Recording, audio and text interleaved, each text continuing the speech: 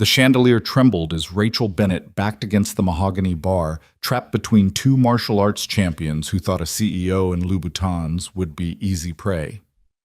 Then a server in a stained apron stepped forward, just another nobody. They laughed until his collar slipped, revealing the eagle globe and anchor etched into weathered skin. The temperature in the Crystal Garden dropped 20 degrees. Without throwing a single punch, without even raising his voice, Jake Walker sent two black belts retreating into the Manhattan night like schoolboys who'd just glimpsed the devil himself. Welcome to my story, friends. Stick around to see how one quiet Marine changed everything, and drop a comment about where you're watching from. I love seeing how far these tales travel. The Crystal Garden wasn't just another upscale Manhattan bar. It was a temple to excess where Wall Street titans sealed billion-dollar deals over 30-year-old scotch, and where the chandelier alone costs more than most people's houses. Rachel Bennett knew every corner of this place had closed more mergers here than she could count, but tonight felt different. Wrong, somehow. She should have listened to that instinct. Another bourbon Ms. Bennett, Marcus the head bartender, already had the Pappy Van Winkle ready. He'd been serving her for 3 years, now knew her habits better than her own assistant. "Make it a double," Rachel said, checking her phone for the 5th time in as many minutes. The Harrington acquisition documents still hadn't arrived, and her legal team had gone radio silent. At 34, she was the youngest Fortune 500 CEO in the country, but moments like these reminded her that success painted a target on your back. The Crystal Garden hummed with its usual Friday night energy, investment bankers celebrating bonuses, tech entrepreneurs pitching to venture capitalists, trophy wives comparing jewelry. Rachel had learned to tune out the noise to focus on what mattered. Numbers, deals, victory. That's when she noticed them. 2 men at the far end of the bar, both wearing expensive suits that didn't quite fit the way they moved. Athletes. Rachel's mind registered automatically. She'd dated enough of them in college to recognize the type, the way they held themselves coiled and ready, even when pretending to relax. These two were different, though. Dangerous different. "Marcus," she said quietly, "those two at the end. How long have they been here?" Marcus glanced over his professional smile, never wavering. "About an hour, Ms. Bennett. Friends of yours?" "No." Rachel's fingers tightened around her glass. "No, they're not." She recognized the taller one now, Derek Chen, a mixed martial arts champion who'd been in the news recently for all the wrong reasons. Assault charges that mysteriously disappeared, a girlfriend who'd recanted her testimony with bruises still visible on her arms, the kind of man who treated violence like a business card. His companion she didn't know, but the cauliflower ears and scarred knuckles told their own story. Another fighter, another predator. Rachel pulled out her phone, ready to call her driver, but Chen was already moving. Not obviously he was too smart for that, just gradually closing the distance, his friend flanking from the other side. Classic pack behavior. "Gentlemen," Marcus said firmly, stepping forward, "perhaps I can interest you in a table we have excellent—" "We're good right here," Chen said, his eyes never leaving Rachel. "Just want to say hello to the famous Ms. Bennett. You are Rachel Bennett, aren't you? The one who just cost my sponsor $50 million in that hostile takeover?" Rachel's blood chilled. The Stryker Athletics deal. She'd gutted them in negotiations, proved their books were cooked, saved her own shareholders a fortune. She hadn't known Chen was connected to them. "Business is business," she said, evenly standing. "Nothing personal."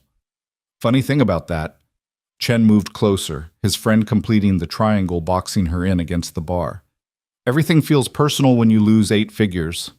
The Crystal Garden's usual chatter continued around them, oblivious to the drama unfolding in their midst. That was the thing about places like this, everyone was so absorbed in their own importance, they missed the danger right in front of them. "I'm leaving," Rachel said, but when she tried to move, Chen's friend stepped into her path. "Leaving so soon?" Chen's smile was all teeth, no warmth. "But we haven't even been properly introduced. I'm Derek. This is Tommy. We're what you might call problem solvers."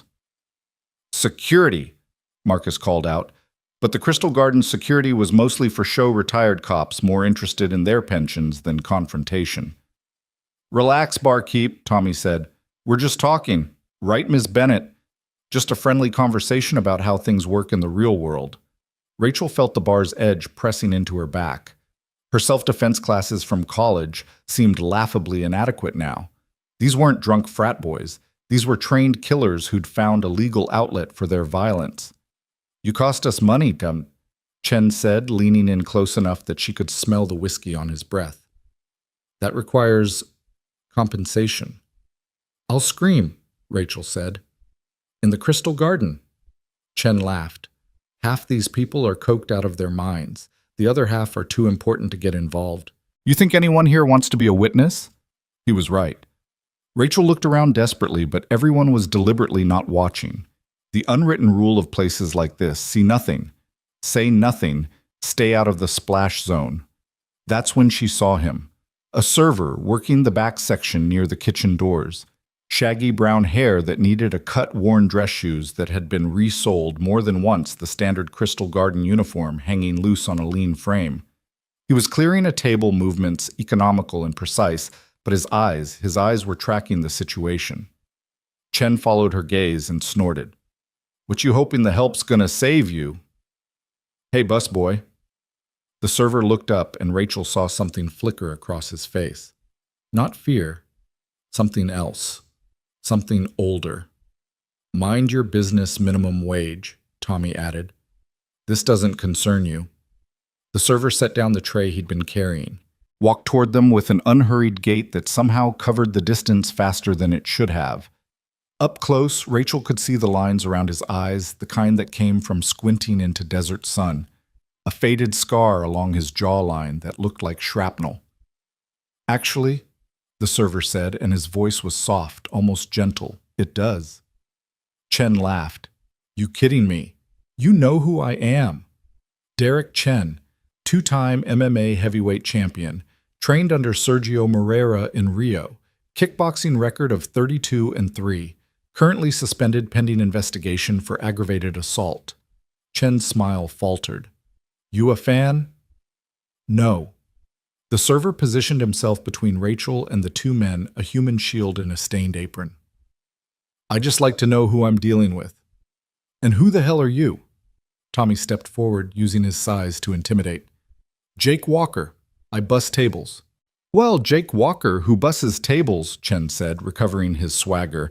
"Unless you want to be bussing tables through a feeding tube, I suggest you walk away." Jake tilted his head slightly, considering. "Can't do that." "Can't?" Chen's voice dropped to a dangerous whisper. "You have any idea what I could do to you?" "Yes." Jake's response was simple, matter-of-fact. "You could hurt me. Badly. Probably put me in the hospital. Maybe worse." "Then why?" "Because that's what you could do to me," Jake continued in that same soft tone. "But it's not what you're going to do." Tommy burst out laughing. "This guy's hilarious. You hear this? Derek busboy thinks he's a hero." But Chen wasn't laughing anymore. He was studying Jake the way a fighter studies an opponent, looking for Tell's weaknesses, fear, finding none. "You military?" Chen asked suddenly. "I was." "What branch?" Jake didn't answer, but something in his stance shifted. Subtle, but Chen caught it. The way his weight distributed the angle of his shoulders. Not aggressive, but ready. Always ready. "Doesn't matter," Tommy said, reaching for Jake's shoulder. "Military, cop, whatever. You're still just one guy, and there's two of us." His hand grabbed Jake's collar, yanking it aside to emphasize his point. The cheap fabric tore slightly, revealing the tattoo underneath. An eagle globe and anchor. The Marine Corps emblem, but not just any version. This one had additional scrollwork dates, a rifle crossed with a K-bar knife. Unit insignia that Tommy didn't recognize, but Chen did. Chen's face went pale. "Jesus Christ," he whispered. "You're one of them. You're a raider." The change in the atmosphere was instant and absolute. Tommy's hand dropped from Jake's collar like it was electrified. Both fighters took an involuntary step back. "What?" Tommy looked confused. "What's a raider sus?" "Marine Raiders," Chen said, his voice barely above a whisper. "Special operations. The guys they send when SEALs aren't enough." Jake stood perfectly still, neither confirming nor denying. But the tattoo told its own story. The dates were partially visible. Fallujah, Euphor Ramadi, 06 names and places that had become legend in military circles. My brother was in Iraq, Chen said, his entire demeanor changed. Army, he told me about you guys, said you were different. Everyone who went over there was different when they came back, Jake said quietly. Rachel watched this transformation with amazement. 2 minutes ago, these men were ready to do God knows what to her. Now they looked like kids who just realized they were playing with live grenades. Look, man, Tommy said, hands raised in a placating gesture. We didn't know. You were just about to assault a woman in a crowded bar because you thought no one would stop you, Jake said. His voice never rose, but something in it made both fighters flinch. That about right? It's not like that, Chen protested. She cost us. I don't care what she cost you. Jake took a single step forward. Both martial artist men who'd spent their lives learning not to retreat backed up. Here's what's going to happen. You're going to apologize to Ms. Bennett. Then you're going to leave. And if I see you within 50 feet of her again, we're going to have a different kind of conversation. You threatening us? Tommy tried to recover some bravado. Jake almost smiled. Marines don't threaten. We make promises. The silence stretched between them taut as piano wire. Rachel could hear her own heartbeat, could see the calculation in Chen's eyes. He was a professional fighter, had probably never backed down from anyone in his life. But something about Jake, about the absolute calm certainty in his stance, made the decision for him. Sorry, Chen muttered to Rachel, not meeting her eyes. Misunderstanding. Tommy, Jake said softly. Yeah, sorry, Tommy added quickly. Won't happen again. They left without another word, walking out of the Crystal Garden like men fleeing a burning building. The moment the door closed behind them, Jake's shoulders sagged slightly. He turned to Rachel, and for the first time she saw warmth in his eyes. You okay, ma'am? Yes. Thank you. I don't know what would have happened if you hadn't. You would have been fine, Jake said.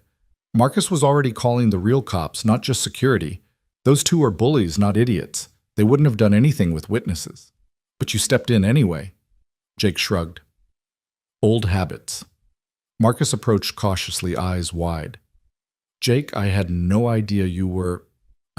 your resume just said military service. It's not something I advertise. Jake looked down at his torn shirt. Gonna need another one of these. Are you kidding? Take the week off paid. Hell, take 2 weeks. Marcus was practically vibrating with excitement. You just faced down Derek Chen. Do you know who that is? Yeah, Jake said tiredly. I know. He started to walk back toward the kitchen, but Rachel caught his arm. Wait, please, let me at least buy you a drink, or dinner, or something. Jake paused, looking at her hand on his arm with an unreadable expression. I appreciate it, ma'am, but I've got to finish my shift. Tables don't bust themselves. You're going back to work after that. Bills don't stop coming just because you have an interesting evening. He gently disengaged from her grip. Besides, I've got someone counting on me getting paid Friday. Rachel watched him disappear through the kitchen doors, her mind racing. She'd built her career on reading people, on understanding what drove them. But Jake Walker was a puzzle, a Marine Raider working as a busboy. There was a story there, and Rachel Bennett had never met a story she didn't want to unravel. Marcus, she called. Everything you know about Jake Walker, now. Marcus looked uncomfortable. Miss Bennett, I don't think... Please. She pulled out her black card. I'll cover the bar tab for everyone here tonight. Just tell me about him. Marcus glanced around, then leaned in conspiratorially. Been here about 8 months. Never late, never complains, works every shift they'll give him. Lives in Queens, takes the subway. That's all I know, honest. He keeps to himself. Family. He's got a kid, little girl, seen her once when she was sick and he couldn't find a sitter. Sweet thing, maybe 9 or 10. Sat in the break room doing homework while he worked. A single father. Former special operations. Working for tips in a Manhattan bar. The pieces didn't fit, and that intrigued Rachel more than any corporate merger ever had. She stayed until closing, nursing a single drink, watching Jake work through the kitchen door windows. He moved with economy and purpose, never wasted energy, never showed the strain that must have been there. Other servers chatted and joked. Jake just worked. At 2 a.m., she watched him leave through the employee exit, shoulders hunched against the cold, that same worn jacket pulled tight. He didn't look back, didn't notice her watching from her town car. Or maybe he did notice and just didn't care. "Where to, Ms. Bennett?" her driver asked. "Follow him," she said impulsively. Carefully. "Ma'am, I don't think—" "Just to make sure he gets home safe. After what he did for me, it's the least I can do." They followed the lone figure through empty streets to the subway station, watched him descend into the fluorescent underworld of late-night New York transit. Rachel had never taken the subway after midnight, had never needed to. But Jake Walker did it every night, returning to whatever life waited for him in Queens. "Shall I wait, ma'am?" the driver asked. "No." Rachel pulled out her phone, started texting her assistant. "But I want everything on a Jake Walker Marine Corps probably served between 2000 and 2015. Focus on special operations units, financial record service history, everything." "It's 2 in the morning, ma'am." "Then Diane will have something to do when she wakes up." The next morning, or technically later that same morning, Rachel stood outside a modest apartment building in Forest Hills, Queens.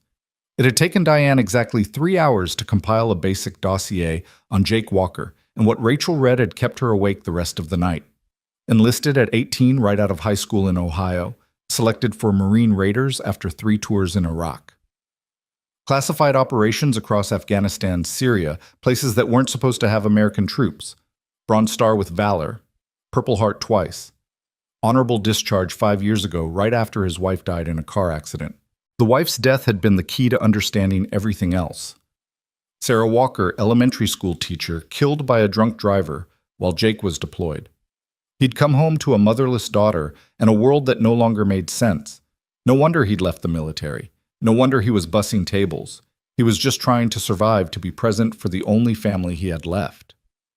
Rachel stood outside his building, holding a bag from the expensive bakery down the street and questioning her sanity. She'd canceled 3 meetings to be here, had driven her assistant crazy with demands for more information. This wasn't like her. Rachel Bennett didn't chase after men, especially not ones who'd made it clear they weren't interested. But she couldn't forget the way he'd stepped between her and danger without hesitation. Couldn't forget the quiet authority in his voice, the way 2 trained fighters had backed down from a man in an apron. She pressed the buzzer for apartment 3B. "Yeah." The voice was young female. "Is this the Walker residence? I'm looking for Jake Walker." "Dad's asleep. He worked late." The daughter. Rachel felt like an intruder. "I'm sorry to bother you. I'm Rachel Bennett. Your father helped me last night, and I wanted to thank him." There was a pause, then the sound of muffled conversation. A minute later, the door buzzed open. Rachel climbed 3 flights of stairs covered in worn carpet that had seen better decades. The hallway smelled of cooking food and life. Real life, not the sanitized existence of her penthouse. Apartment 3B's door was already open, a young girl standing in the doorway with suspicious eyes that were pure Jake. "I'm Ellie," she said. "You're the lady from Dad's work." "Something like that." Rachel held up the bakery bag. "I brought pastries. Is that okay?" Ellie considered this with the seriousness of a judge. "Dad says we shouldn't take charity." "It's not charity. It's thank you. There's a difference." "Is there God, she was sharp. Rachel could see Jake's intelligence there, refined and focused in this tiny guardian of their threshold. "Ellie, who are you talking to?" Jake appeared in the doorway, still in sweatpants and a faded Marines t-shirt, hair sticking up at odd angles. He stopped short when he saw Rachel. "Ms. Bennett." "Rachel, please." She felt suddenly ridiculous in her designer clothes, holding a $40 bag of croissants. "I wanted to thank you properly for last night." Jake ran a hand through his disheveled hair. "You didn't need to come all the way out here." "Dad, she brought food," Ellie said pragmatically. "From Marche Blanc." "How do you know Marche Blanc?" "I read the bag. Also, Stacy's mom brought cupcakes from there for her birthday. They were amazing." Jake sighed, looking from his daughter to Rachel. She could see him weighing politeness against boundaries, fatherhood against pride. 5 minutes, he said finally. "Ellie, go get dressed. You've got soccer practice in an hour." The apartment was small but meticulously clean. Military clean, Rachel recognized. Everything had a place. Everything in its place. The walls were covered with Ellie's artwork and academic achievement certificates. A folded flag in a triangle case sat on the mantel next to a picture of a woman who must have been Sarah Ellie, had her smile. Coffee, Jake offered, moving to the kitchen that was really just an extension of the living room. Please. She watched him work, noticed the way he favored his left leg slightly. Old injury, probably. The dossier had mentioned multiple combat wounds, but hadn't specified. You did research on me, he said, without turning around. It wasn't a question. I did. Find what you were looking for. I found facts. Not the same as understanding. Jake brought 2 mugs of coffee, nothing fancy, just good strong coffee and chipped ceramic mugs that had stories of their own. What's to understand I'm a veteran trying to raise his daughter? End of story. A Marine Raider with enough commendations to paper a wall working as a busboy. Those commendations don't pay rent. They could. Private security consulting a dozen firms would hire you in a heartbeat. Jake's jaw tightened. And work 60-hour weeks, travel constantly. Miss every soccer game, every school play, every moment that actually matters. No thanks. So you chose her over career. There was no choice. His voice softened, looking at Ellie's pictures on the wall. The day Sarah died, I promised I'd be the father Ellie deserved, not the ghost who sent postcards from war zones. Rachel felt something shift in her chest, a tightness she hadn't realized was there. She'd built her whole life around career, around the next acquisition, the next victory. The idea of giving that up for someone else was foreign to her, but sitting in Jake's modest kitchen, she could see the beauty in it. Dad, I can't find my shin guards, Ellie called from her room. Check the dryer, Jake called back then to Rachel. Single-parent glamour. You're doing an amazing job. She's brilliant. She's everything. Jake stood. Look, Ms. Bennett. Rachel, I appreciate the gesture, but last night was nothing special. It's what anyone would have done. No, Rachel said firmly. It's not. Those men had everyone in that bar cowed, including security. You were the only one who acted.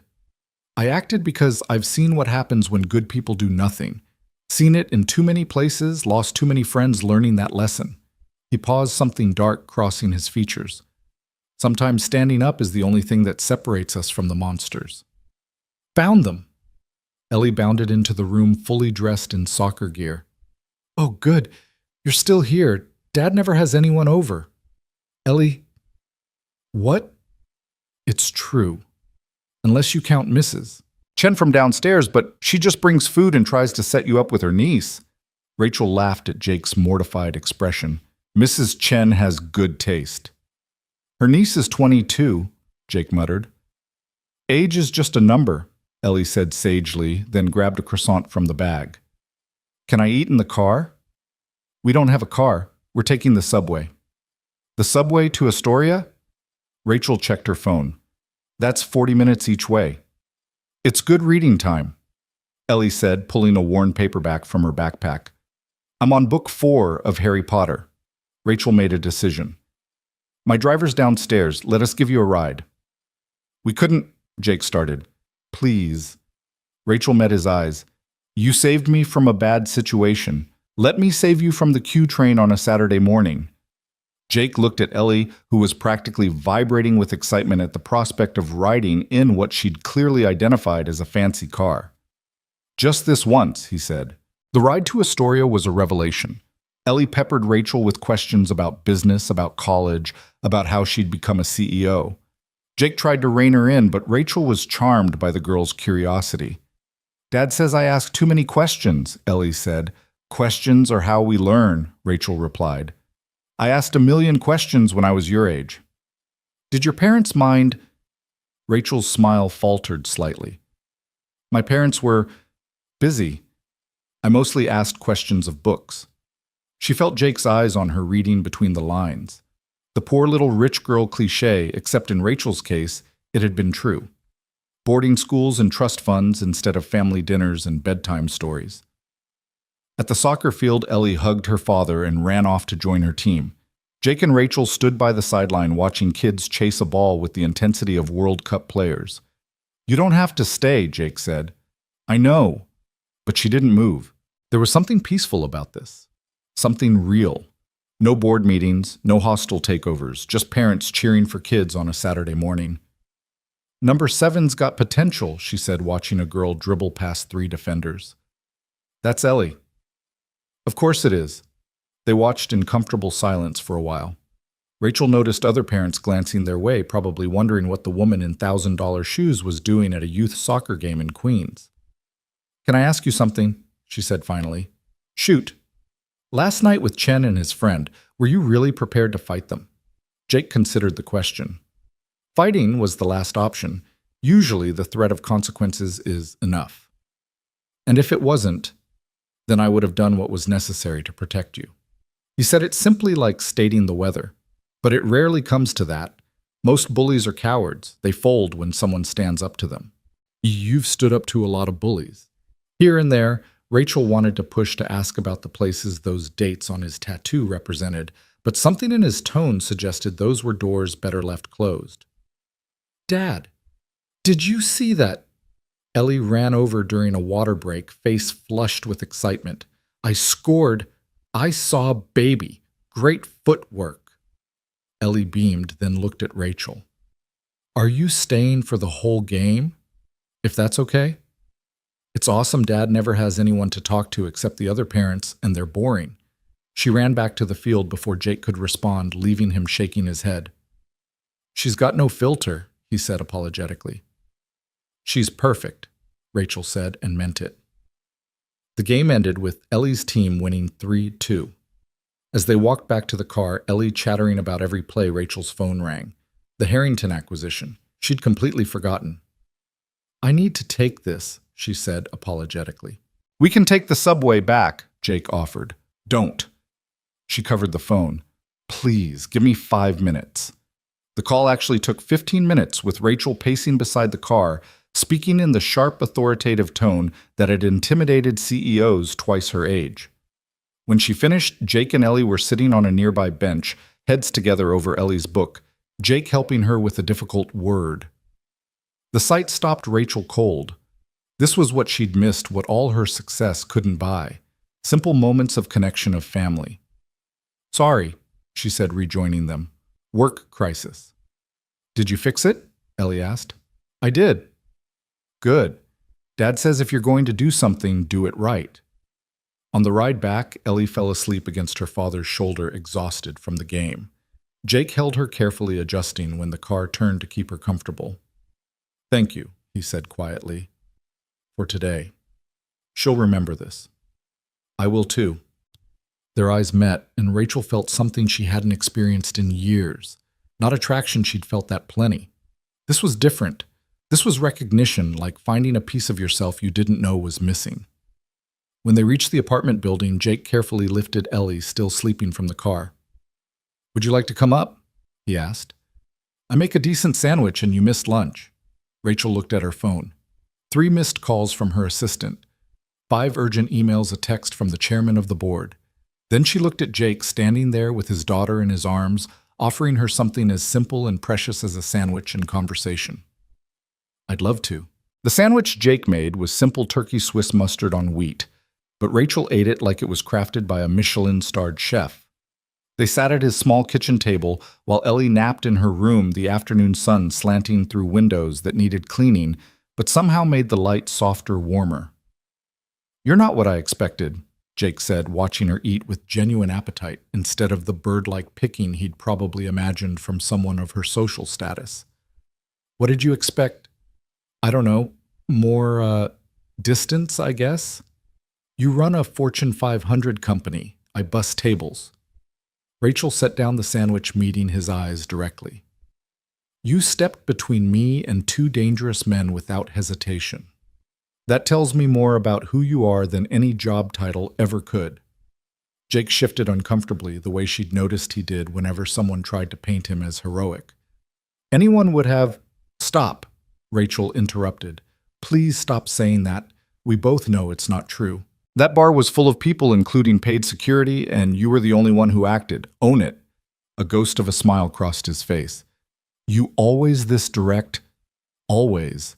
It's why I'm good at what I do. And what exactly do you do? I mean, I know you're a CEO, but what does that actually mean day to day? Rachel found herself explaining her world to him. The hostile takeovers, the board meetings, the constant chess game of corporate warfare. Jake listened with the same focused attention she'd seen him give to Ellie's soccer game, asking questions that cut straight to the heart of things. Sounds exhausting, he said when she finished. It is, but it's also... She searched for the right word. Addictive. The adrenaline, the victory, the knowledge that you've outmaneuvered someone who thought they were smarter than you. I get that, Jake said quietly. Different context, same rush. Rachel wanted to ask about his context, about the places those scars came from, but Ellie chose that moment to emerge from her room, rubbing sleep from her eyes. Dad, can we make lemon pie? You promised.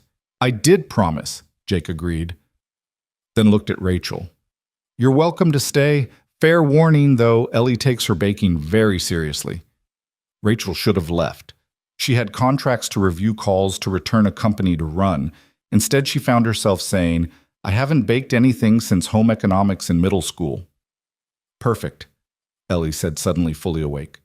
You can be my sous chef. What followed was 2 hours of controlled chaos. Ellie directed operations with the intensity of a general, while Jake provided color commentary and prevented several near disasters. Rachel found herself laughing more than she had in years. Flour in her designer clothes, lemon juice stinging a paper cut she didn't remember getting. No, no, no, Ellie said, watching Rachel attempt to crimp the pie crust. Like this, see Dad show her. Jake moved behind Rachel, his hands covering hers, guiding them through the motion. She could smell his soap, something basic and clean, could feel the calluses on his palms from years of handling weapons. Her heart did something complicated in her chest. There, he said softly, stepping back. You've got it. The pie went into the oven, and Ellie declared movie time while it baked. They ended up on the worn couch, Ellie in the middle, watching some animated film Rachel had never heard of, but that apparently required detailed commentary from Ellie about every character's motivation. She's scared, Ellie explained about the protagonist. That's why she's being mean. Sometimes people are mean when they're scared. Rachel caught Jake's eye over his daughter's head. He knew she was thinking about Chen, about all the corporate sharks who attacked when they felt threatened. The pie timer went off just as the movie ended. It was perfect golden brown with the lemon filling bubbling through the decorative slits Ellie had carefully cut. We have to let it cool, Ellie said seriously. That's the hardest part.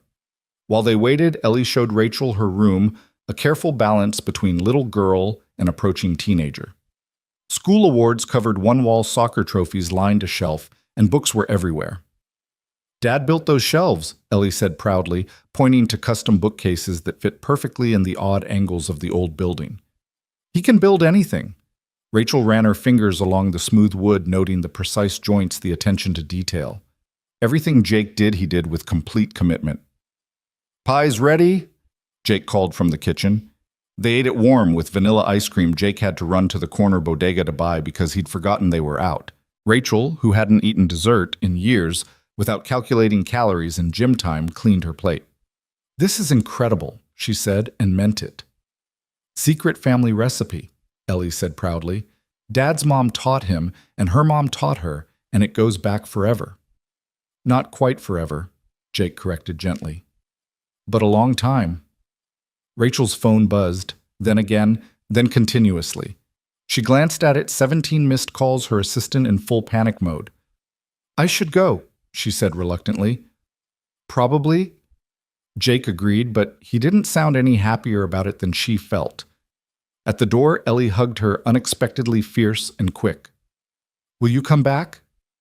Rachel looked at Jake, who was carefully not influencing his daughter's invitation. If your dad's okay with it. Dad? Jake studied Rachel for a long moment, and she felt like he was seeing through all her armor, all her carefully constructed walls. You're welcome anytime, he said finally. In the car on the way back to Manhattan, Rachel realized she'd forgotten to be Rachel Bennett, CEO, for an entire afternoon. She'd just been Rachel learning to make pie, watching movies, being part of something normal and warm and real. Her phone rang. The chairman of the board. Where the hell have you been? Richard Blackstone's voice was tight with anger. "The Harrington deal is falling apart. I handled Harrington this morning. Well, they're back with new demands. We need you here now." Rachel looked out the window at Queens passing by at regular people living regular lives. "I'll be there in 20 minutes. She worked until 3 a.m. salvaging the deal through sheer force of will and an encyclopedic knowledge of corporate law. But even as she decimated Harrington's legal team, part of her mind was back in that small kitchen learning to crimp pie crust while a 9-year-old girl directed operations like a tiny general. Sunday passed in a blur of contracts and conference calls. Monday brought new crises, new battles to fight. But Tuesday afternoon, Rachel found herself clearing her calendar after 4 p.m. "You have the Morrison Review at 4:30, yes," Diane, her assistant, reminded her. "Move it to tomorrow. The board meeting prep. Email me the materials, I'll review them tonight." Diane stared at her. In 5 years, Rachel had never left early, never postponed a meeting without a reason involving millions of dollars. "Are you feeling all right?" Diane asked. "I'm fine, just prioritizing differently." She arrived at the Crystal Garden at 4:15, knowing Jake's shift started at 4. He was already there setting up his section, moving with that same economical grace. "Checking up on me?" he asked when he saw her. "Hungry," she corrected. "Long day, needed a drink." "At 4 in the afternoon. It's 5 o'clock somewhere." Jake almost smiled. She was starting to recognize the tiny tell in the corner of his eyes. "Your usual table's free." She sat where she could watch him work, ordered a drink she didn't want, and appetizers she didn't need. Marcus raised an eyebrow but said nothing. The Crystal Garden was mostly empty this early, just a few day traders celebrating wins or drowning losses. "You know he's single, right?" Marcus said when he brought her drink. "Marcus." "I'm just saying. Good man. Raising that kid alone. Never complains, never calls in sick, never starts drama. You could do worse." "He's not interested." Marcus laughed. "You sure about that man hasn't taken his eyes off you since you walked in?"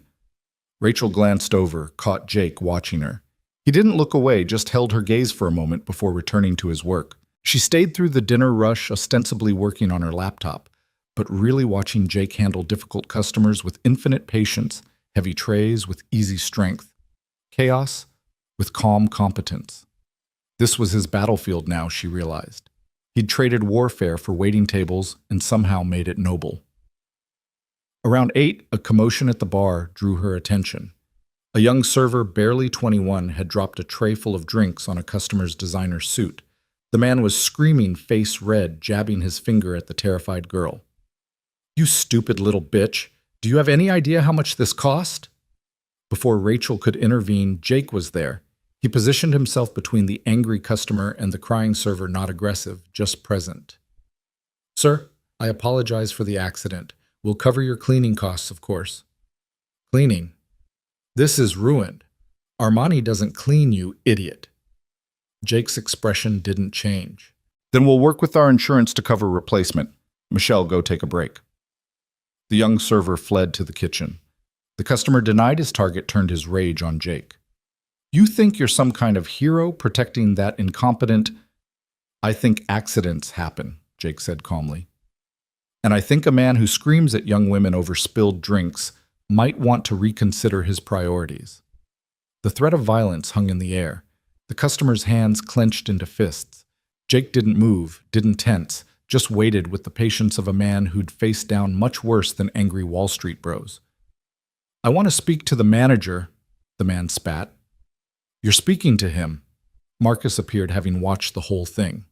"And I'm going to have to ask you to leave. Jake, please escort this gentleman out." "I'll sue. I'll own this place." "You're welcome to try," Rachel said, standing and walking over. The man's eyes widened in recognition. "But I should warn you, I just acquired the law firm that handles the Crystal Garden's legal affairs. We don't lose." The man looked between Rachel and Jake, calculating odds. "This is bullshit." "Yes," Jake agreed pleasantly. "It is. Your coat's at the check. Have a good evening."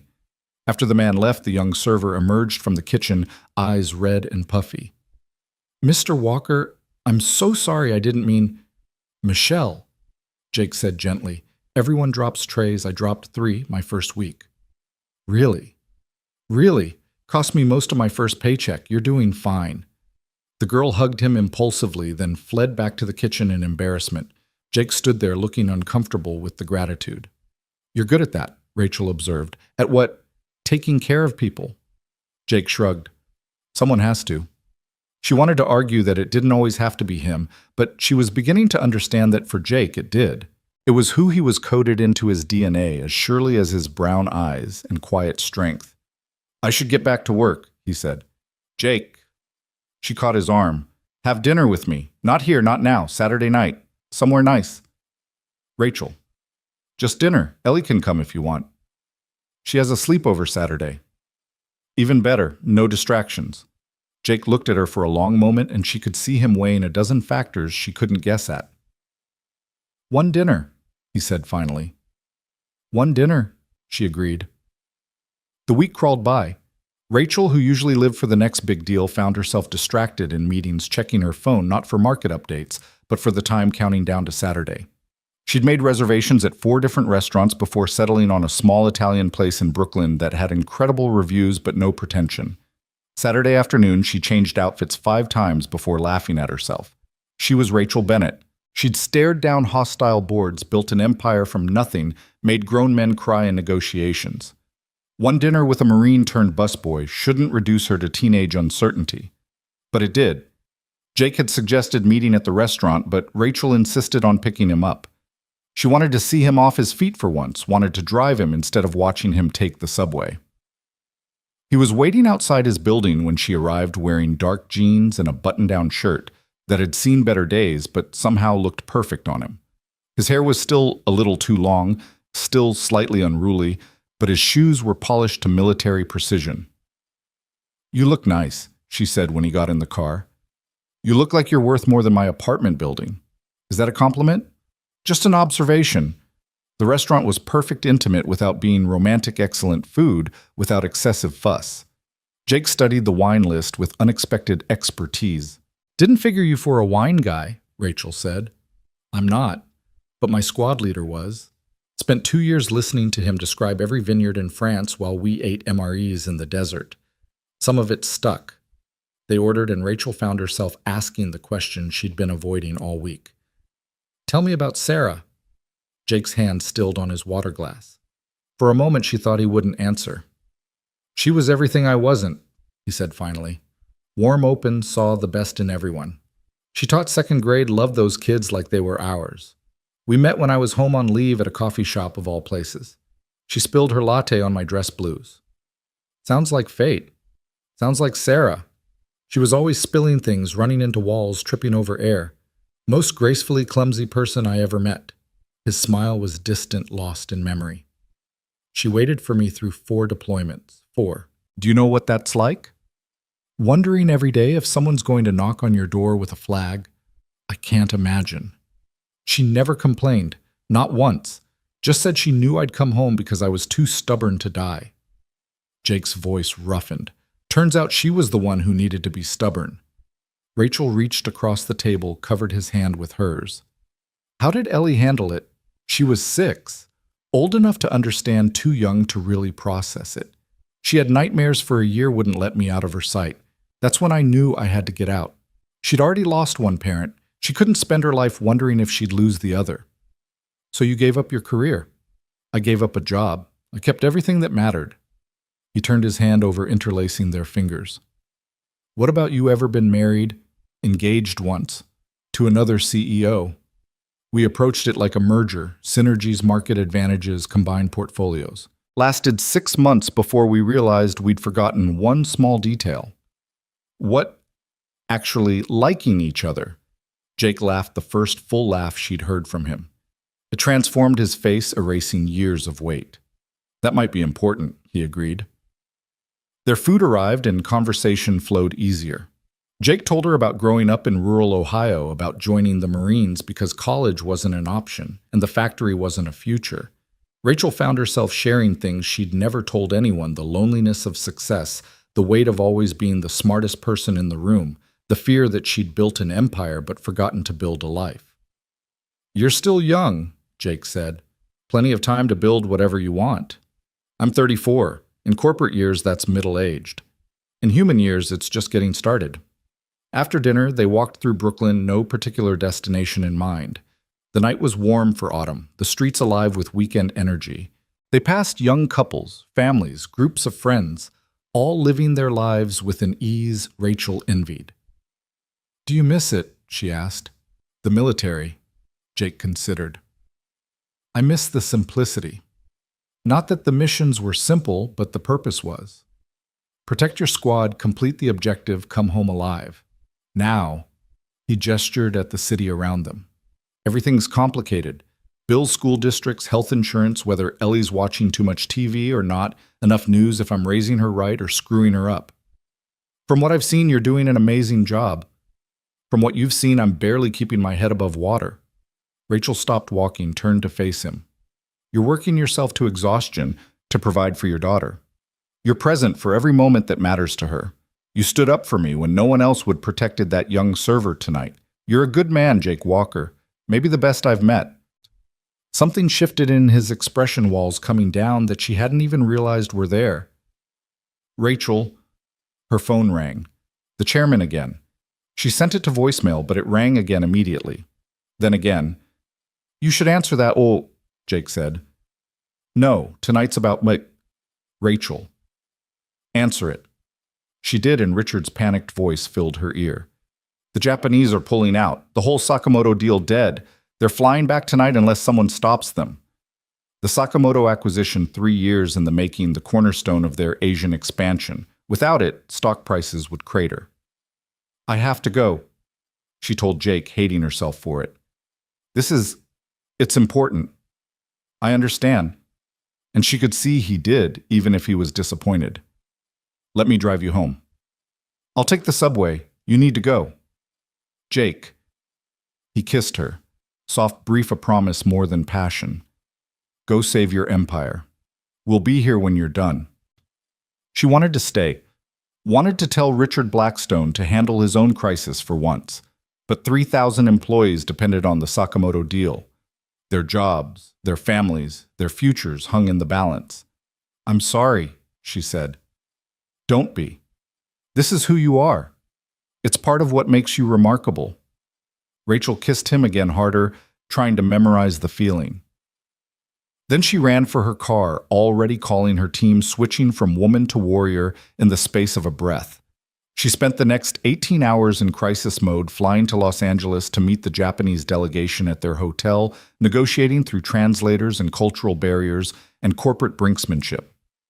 She saved the deal by offering personal guarantees that went beyond any reasonable risk, betting her own fortune on success.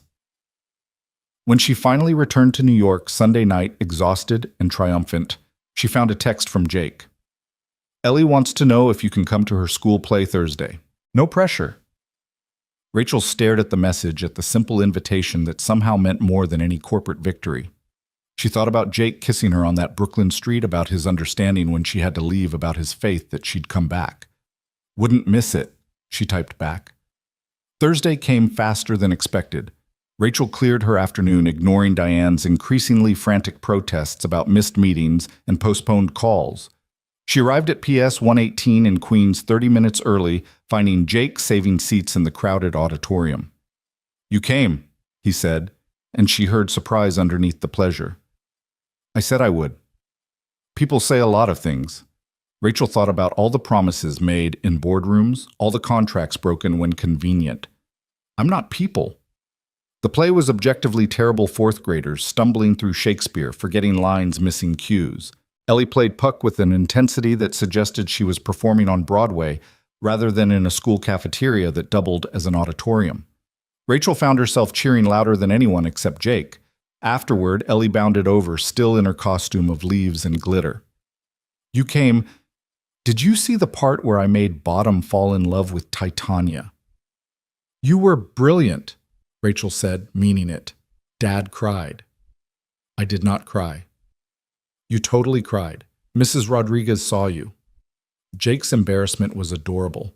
Rachel wanted to kiss him right there in front of the PTA and fourth grade fairies and everyone.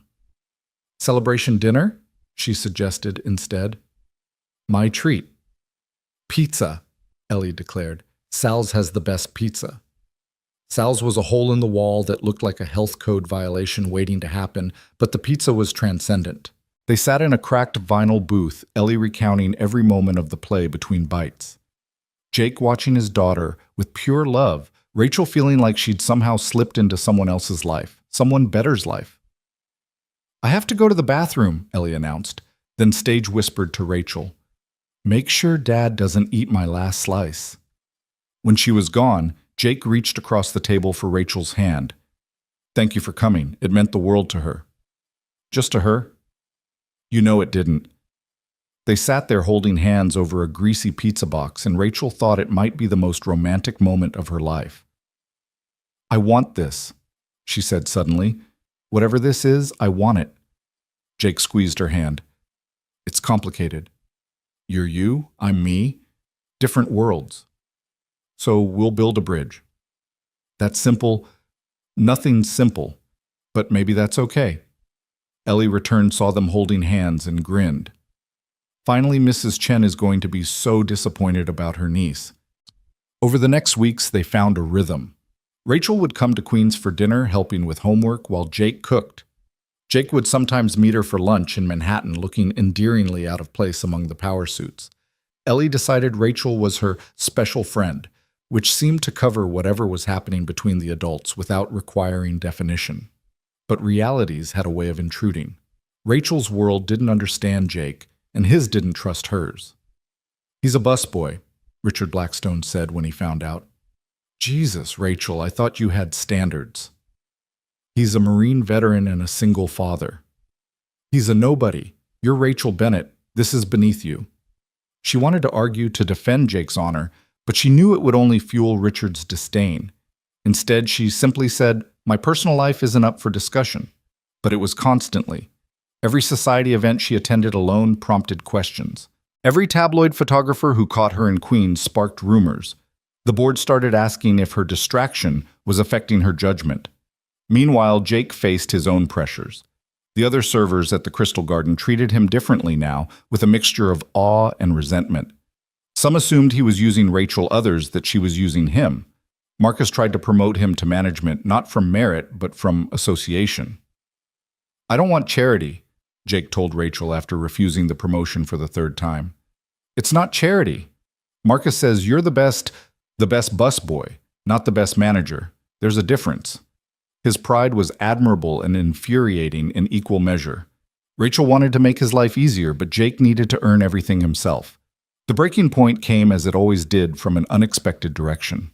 Max Langston arrived at Rachel's office on a Tuesday morning, unannounced and uninvited, the way he'd done everything since they'd known each other at Harvard Business School. He still looked like the golden boy he'd been, then perfect teeth, perfect hair, perfect suit that cost more than most people's cars. "Hello, Rachel," he said, settling into her office chair like he owned it. "Heard you've been slumming in Queens." Rachel's blood chilled.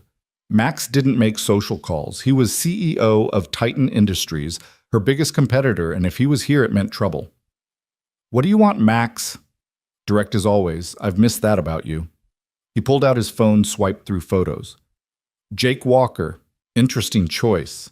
Marine single father, makes $40,000 a year if he's lucky. Not exactly your usual type." "My personal life is none of your business." "Everything's business, Rachel. You taught me that." Max walked to her window with its view of Manhattan. "I'm here with a proposition. Titan wants to acquire Bennett Industries. Friendly merger, you stay on as president, everyone wins." "Go to hell." "I thought you'd say that, which is why I did some research on your new boyfriend." He placed a folder on her desk. "Did you know his wife's death wasn't exactly an accident?"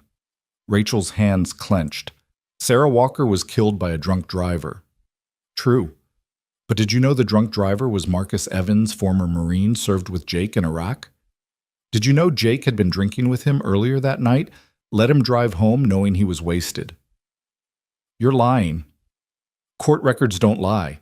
Jake testified at the trial. Admitted he knew Evans had been drinking, thought he'd sobered up enough. Evans got vehicular manslaughter, Jake got survivor's guilt and a dead wife. Rachel opened the folder despite herself. Police reports, trial transcripts. Jake's testimony admitting he'd been with Evans at a bar that he'd made the judgment call that Evans was okay to drive. The timestamp showed Evans hit Sarah's car 90 minutes later. "This proves nothing," Rachel said, but her voice shook. "It proves Jake Walker's judgment cost his wife her life. Imagine what the media would do with this. War hero lets buddy drive drunk, buddy kills hero's wife. The irony alone would feed the tabloids for months." "You wouldn't." "I would, unless you reconsider my offer. You have 48 hours. Max headed for the door, then paused. "He seems like a good man, Rachel. Shame about his past. But everyone has secrets, don't they?" After Max left, Rachel sat staring at the folder. She knew she should destroy it, knew Max was manipulating her, but the questions gnawed at her. Did Jake blame himself for Sarah's death? Is that why he'd really left the Marines? Was his entire life now just penance for one terrible decision? That night she went to Queens as planned, but everything felt different. Jake noticed immediately. "What's wrong?" he asked while Ellie was in her room doing homework. "Nothing. Long day." Jake studied her with those eyes that missed nothing. "Rachel talked to me."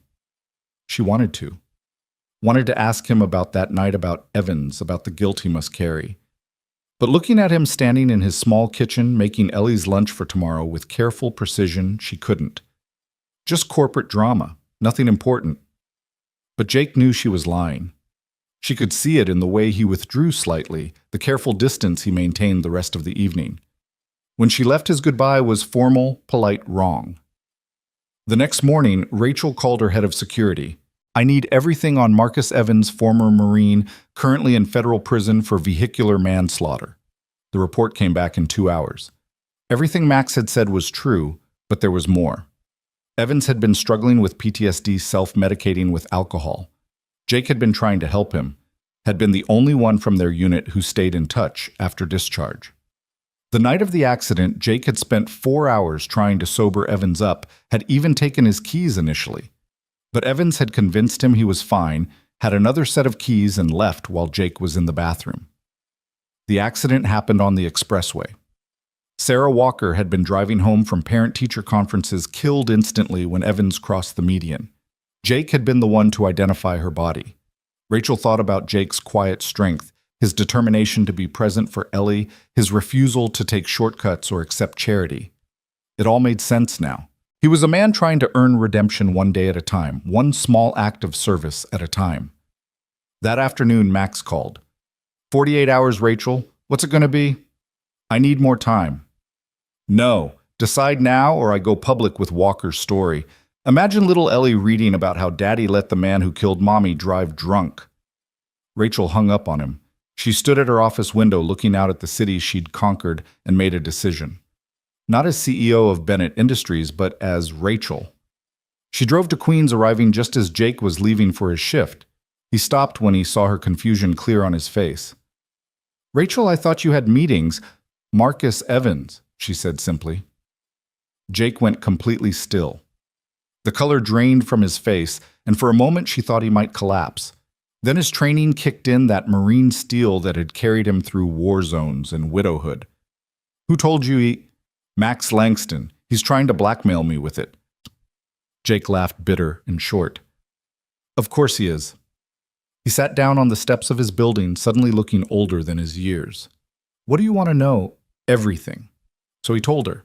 About Evans, brilliant and brave and broken by too many tours. About the drinking that started as unit bonding and became Evans's only way to sleep. About the night Jake had tried everything to keep his brother in arms from driving but failed. "I should have tackled him," Jake said, staring at his hands. "Should have physically stopped him, but I thought I'd helped enough. He seemed coherent, promised he'd take a cab. I believed him because I wanted to believe him. It wasn't your fault." "Wasn't it? I knew he was struggling, knew he was drinking too much. I could have done more earlier, could have forced him into treatment, could have been a better friend." "Jake, Sarah died because I failed to act. Everything since then, everything I do, it's just trying to balance that scale. But it never balances, does it? She's still gone. Ellie still grows up without her mother, and I still wake up every night thinking about what I should have done differently." Rachel sat beside him, took his hand. You're human. You made a human decision with imperfect information. That's not the same as being responsible. Tell that to Ellie when she's old enough to understand. Does she know? Not the details. Someday when she asks, I'll tell her and hope she can forgive me. They sat in silence for a moment, then Jake asked, What does Langston want? My company. He's threatening to make the story public if I don't sell. Jake absorbed this, then stood. Then you sell. What? You sell. Your company isn't worth Ellie going through that trauma. Nothing is. Jake, we're talking about $1 billion enterprise, thousands of jobs. And I'm talking about my daughter. There's no comparison. Rachel stood too, anger flaring. So you just give up. Let him win. It's not about winning. It's about protecting what matters. Everything matters. The company matters. Those jobs matter. Standing up to bullies matters, not more than Ellie. I'm not saying more than Ellie. I'm saying there has to be another way. There is, Jake said quietly. We end this, you and me. Langston has no leverage if we're not together. Rachel felt like she'd been punched. You're breaking up with me. I'm protecting you, and Ellie, it's what I do. That's bullshit. You're running. Maybe, but sometimes running is the smart play. Since when do Marines run? Jake's jaw tightened. Since they have 9-year-old daughters who've already lost one parent to their father's mistakes. Before Rachel could respond, Ellie appeared in the doorway. Dad, Rachel, why are you yelling? We're not yelling, baby. Jake said, his voice immediately gentle. Rachel was just leaving. But she just got here. We were going to make tacos. Not tonight. Ellie looked between them, too smart to miss the tension. Are you fighting because of me? No, Rachel said quickly. Never because of you. Then why? Jake knelt beside his daughter. Sometimes adults have complicated problems. It's nothing for you to worry about. But Rachel's your special friend. My special friend, too. I know, baby, but I'm still your friend, Rachel interrupted. That doesn't change. Sometimes friends just need space. Ellie studied her with those serious eyes so like her father's. Then she hugged Rachel fierce and sudden. I love you, she whispered. Rachel's heart shattered. I love you too, sweetheart. She left without looking at Jake, drove 3 blocks before she had to pull over because she couldn't see through the tears. Her phone rang Max again. She sent it to voicemail, then called her lawyer. Tom, I need you to set up a meeting. Completely off the books. The meeting happened at a small law office in Brooklyn neutral territory. Max arrived confident, already calculating his victory. He didn't notice the recording equipment, the stenographer, the witnesses Rachel had arranged. Let me be clear, Rachel said once everyone was seated. You're attempting to blackmail me using information about Jake Walker's past to force the sale of my company. Max laughed. Blackmail is such an ugly word. I prefer strategic negotiation. Call it whatever you want. Here's my counteroffer. Rachel pulled out her own folder. 3 years ago, you insider traded on the Pellman acquisition. I have the emails, the trail of shell companies, the SEC violations that would put you in federal prison for a decade. Max's smile vanished. You're bluffing. Lisa Hernandez, your former CFO. Amazing what people will share when they're properly motivated. She kept everything Max. Every illegal trade, every cooked book, every bribe to regulatory officials. That's she signed an NDA, which becomes void in cases of criminal activity. You taught me that. Remember Harvard, second-year business ethics. Ironic, really. Max stood. You can't prove anything. I don't have to. The SEC will do that. Unless, of course, you disappear. Resign from Titan, leave the country. Never contact me or anyone I care about again. You're destroying me over some busboy. Rachel stood too, and for the first time in their long rivalry, Max actually stepped back from the fury in her eyes. I'm giving you a choice, the same kind you tried to give me, except mine comes with a plane ticket to a non-extradition country and a 24-hour head start. Max looked around the room at the lawyers, the witnesses, the evidence Rachel had accumulated. She watched him calculate odds, probabilities, outcomes, saw the moment he realized he'd lost. You've changed, he said finally. No, I've just remembered what's worth fighting for. Max left without another word. Within 6 hours, news broke that he'd resigned from Titan for personal reasons, boarding a flight to Switzerland where he supposedly had family interests. Rachel knew he'd never return. She drove to Queens that night, not sure if Jake would even answer the door. He did, looking exhausted, defeated in a way she'd never seen him. "Max is gone," she said simply. "He won't bother us again." "Rachel, I'm not asking you to take me back. I'm not asking for anything. I just wanted you to know that Ellie's safe. The story stays buried." Jake sagged against the doorframe. "How?" "I outmaneuvered him. It's what I do." "What did it cost you?" "Nothing that matters." They stood there, the space between them feeling like miles. Finally, Jake said, "I'm sorry for pushing you away, for not trusting you to handle it." "You were protecting your daughter." "I was protecting myself too. From hoping, from believing someone like you could actually want someone like me long term." "Someone like you? You mean someone brave, loyal, dedicated. Someone who stands up for others even when it costs him. Someone who makes me laugh, makes me think, makes me want to be better than I am." "Someone broken," Jake said quietly. "Someone whose best friend killed his wife. Someone who busses tables and can barely make rent." Rachel stepped closer. "Someone who loves his daughter more than life. Someone who serves others not for glory, but because it's right.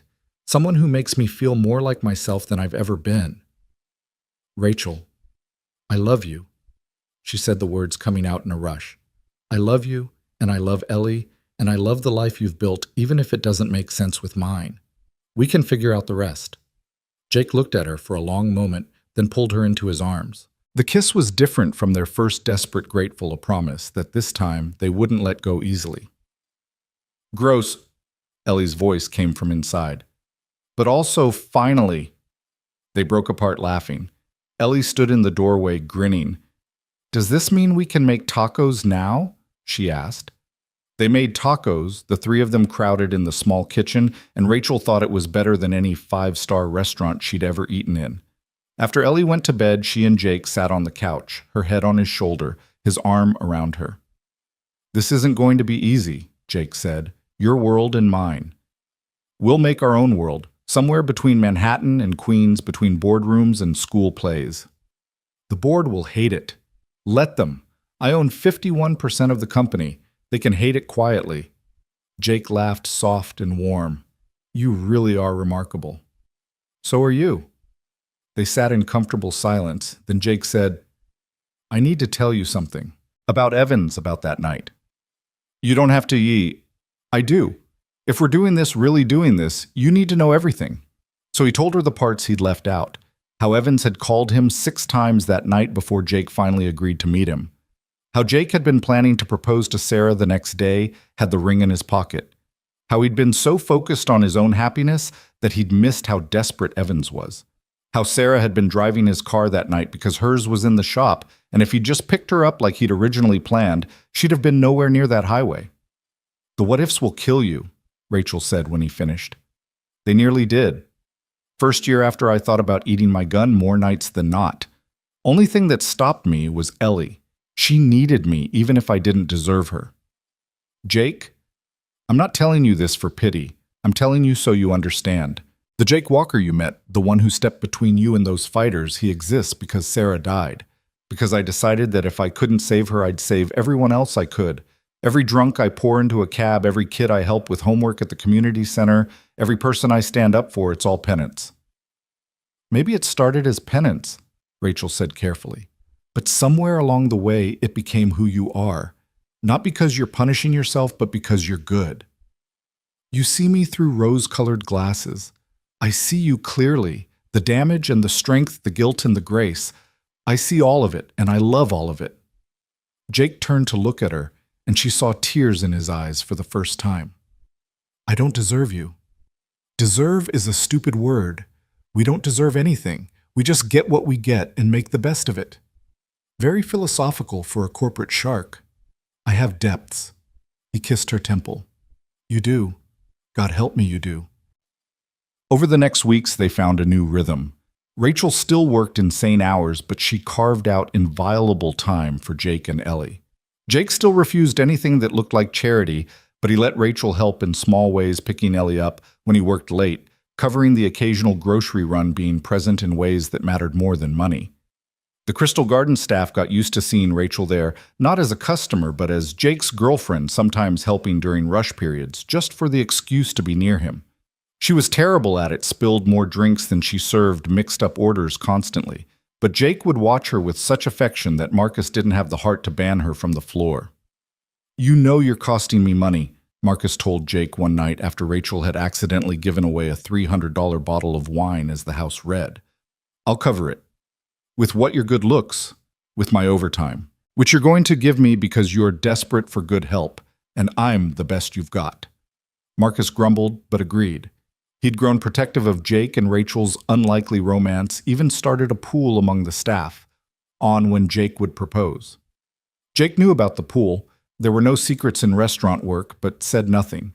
He was in fact thinking about it. Not marriage necessarily, but the future, how to blend their worlds more permanently. The ring his grandmother had left him sat in a safety deposit box in Queens waiting. But there were practical considerations. Where would they live? How would Ellie handle the change? What would happen when the media inevitably got hold of their story? That last question answered itself on a rainy Thursday in April. Rachel arrived at Jake's apartment to find him standing at the window, jaw tight with the kind of tension she recognized from their early days. "What's wrong?" He handed her a tablet showing a gossip site. The headline screamed, "Beauty and the Busboy, How Rachel Bennett Fell for a Nobody." The article was worse than the headline. It painted Jake as a gold digger, Rachel as desperate, their relationship as a transaction. There were quotes from anonymous sources at the Crystal Garden, from members of Rachel's board, from people who claimed to know Jake from the neighborhood. Most of it was lies, but threaded through were enough facts to make it credible. "Ellie hasn't seen it yet," Jake said quietly. "But kids at school will, their parents will. We'll sue them. I'll bury them in litigation. And make it worse, give them more to write about." Jake shook his head. "This is what I was afraid of. Not for me, for her. She doesn't deserve this." Before Rachel could respond, Ellie came home from school, backpack dragging, eyes red. She went straight to her room without a word. "Ellie." Jake knocked on her door. "Baby, what happened?" "Go away." Jake looked at Rachel, helpless. She'd never seen him look lost before, but his daughter's pain undid him in ways nothing else could. "Let me," Rachel said. She knocked softly. "Ellie? It's Rachel. Can I come in? Are you really just using my dad?" Ellie's voice was small, muffled by what sounded like a pillow. "No, sweetheart. Never." "Then why did Emma's mom say you were—" "She said Dad wasn't good enough for you, that you'd dump him soon." Rachel's hands clenched. She wanted to find Emma's mom and explain exactly what she thought of people who hurt children to make themselves feel important. Instead, she said, "Can I come in and talk about it?" The door opened slowly. Ellie stood there in her school uniform, face blotchy from crying. Rachel's heart broke. "People are mean sometimes," Rachel said, sitting on Ellie's bed. "When they see something good, something that makes them feel small, they try to tear it down. But why? Because they're scared or jealous or just small inside." Rachel pulled Ellie close. "What Emma's mom doesn't understand is that your dad is the best man I've ever met. He's brave and kind and puts you first always. That makes him worth more than all the money in my bank account." "Really? Really? You know what I was before I met your dad? Successful but lonely. Rich but empty. Your dad and you filled up parts of me I didn't even know were hollow." Ellie sniffled. "Emma said you'd leave us when you got bored." "Emma's wrong. I'm never bored with you two. You're my favorite people in the world. More than your company. More than anything." Ellie was quiet for a moment, then said, "I hate that people are mean about Dad. He works so hard, does everything for me. Why isn't that enough for them?" Rachel didn't have a good answer for that, so she just held Ellie tighter. Jake stood in the doorway, watching them. His daughter curled into Rachel's arms and felt something fundamental shift in his chest. This woman who commanded boardrooms and bent corporations to her will was sitting on his daughter's twin bed, holding his little girl while she cried about mean kids at school. The contrast should have been jarring, but instead it felt right, like pieces clicking into place. "Dad?" Ellie looked up at him. "Are you mad?" "Never at you, baby. Come here." Ellie launched herself into his arms, and he held her tight, meeting Rachel's eyes over his daughter's head. There was something fierce in Rachel's expression, protective in a way that made his heart race. "We're going to be okay," he told Ellie. "All of us. The people who matter know the truth. But everyone at school will find something else to gossip about next week. That's how these things work." That night, after Ellie was asleep, Jake and Rachel sat at his kitchen table with his laptop open to the gossip site. The comment section was brutal, dissecting everything from Jake's appearance to his worthiness as a father. "I could buy the site," Rachel said quietly. "Shut it down. And prove them right, that you have to protect me because I can't protect myself. That's not what I know, but that's how it would look." Jake closed the laptop. "This is part of it being with you. I understood that going in." Understanding and living it are different things, especially when it affects Ellie. Jake reached across the table, took her hands. "You know what Ellie said to me while you were in the bathroom? She said seeing you stand up to bullies makes her want to be brave too. You're teaching her something I can't, that success doesn't mean compromising who you are." "Jake, I mean it. Yes, this is hard. Yes, I hate that she's hurting. But you're showing her what it looks like to be a strong woman in a world that tries to tear strong women down. That's worth some gossip site nastiness." Rachel squeezed his hands. "How are you so wise?" "Not wise, just had a lot of time to think about what matters while other people were shooting at me." The next morning, Rachel walked into her board meeting with steel in her spine. Richard Blackstone had called an emergency session, and she knew exactly what it was about. "This has gone too far," Richard said before she even sat down. "The gossip, the pictures now, this article. You're making the company look foolish." "I'm making the company look human," Rachel countered. "Our Q1 profits are up 18%. Our Asian expansion is ahead of schedule. The Sakamoto deal alone will net us. None of that matters if our CEO is a laughingstock." "I'm not a laughingstock. I'm a woman in a relationship. If that threatens you, Richard, perhaps you should examine why." "Oh, don't make this about gender." "Then what's it about?" "My personal life doesn't affect my performance. It affects perception. Investors are asking questions." "Let them ask. Our numbers speak for themselves." Richard leaned forward. "The board has concerns, serious concerns. We're suggesting you take a sabbatical. Let things cool down." Rachel looked around the table at 12 faces she'd made wealthy beyond imagination. Half wouldn't meet her eyes. The other half watched with the hunger of scavengers sensing weakness. "A sabbatical," she repeated. "Voluntary, I assume. For now." The threat hung in the air like smoke.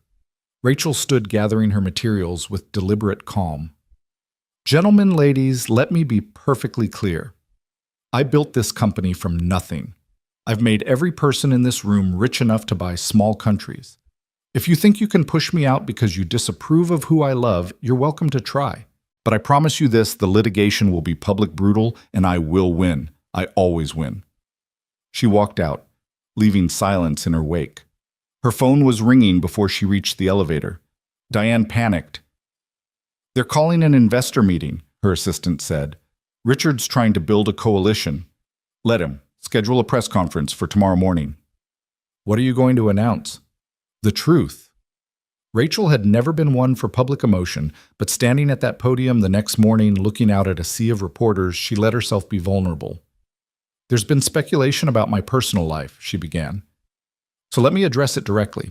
Yes, I'm in a relationship with Jake Walker. Yes, he works as a server. Yes, he's a single father. These facts seem to fascinate people who believe wealth and worth are synonymous." She paused, finding her rhythm. Jake Walker served 3 tours in Iraq and 2 in Afghanistan. He earned a Bronze Star for pulling 4 Marines from a burning vehicle under enemy fire. He came home to raise his daughter alone after his wife's death.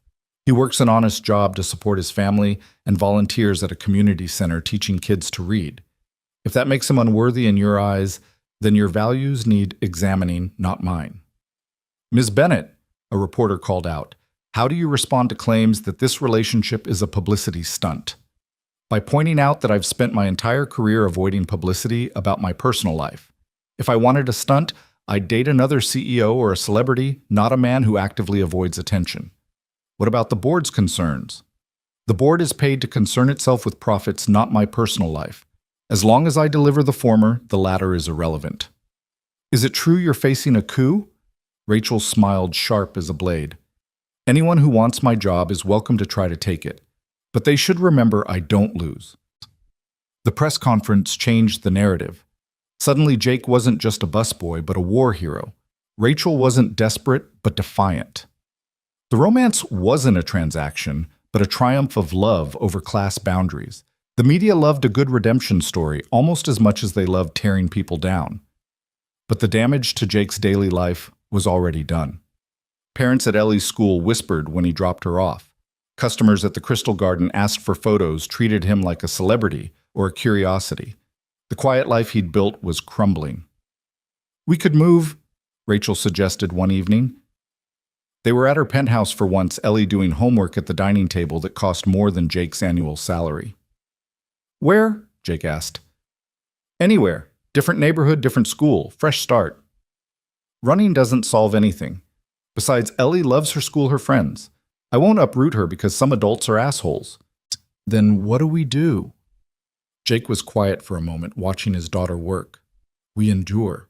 We show her that good people don't fold under pressure. We teach her that love is worth fighting for even when the fight gets ugly. Very philosophical for a Marine. We're not all jarheads, he said with a slight smile. Some of us can read. That weekend they attended Ellie's school fair together, a united front against the whispers and stares. Rachel threw herself into it with her usual intensity, manning the ring toss booth like it was a Fortune 500 merger. Jake watched her convince kids to spend their tickets trying to win goldfish they didn't really want, using the same skills that had built her empire. Your girlfriend's intense, Marcus said, appearing beside Jake with a corn dog.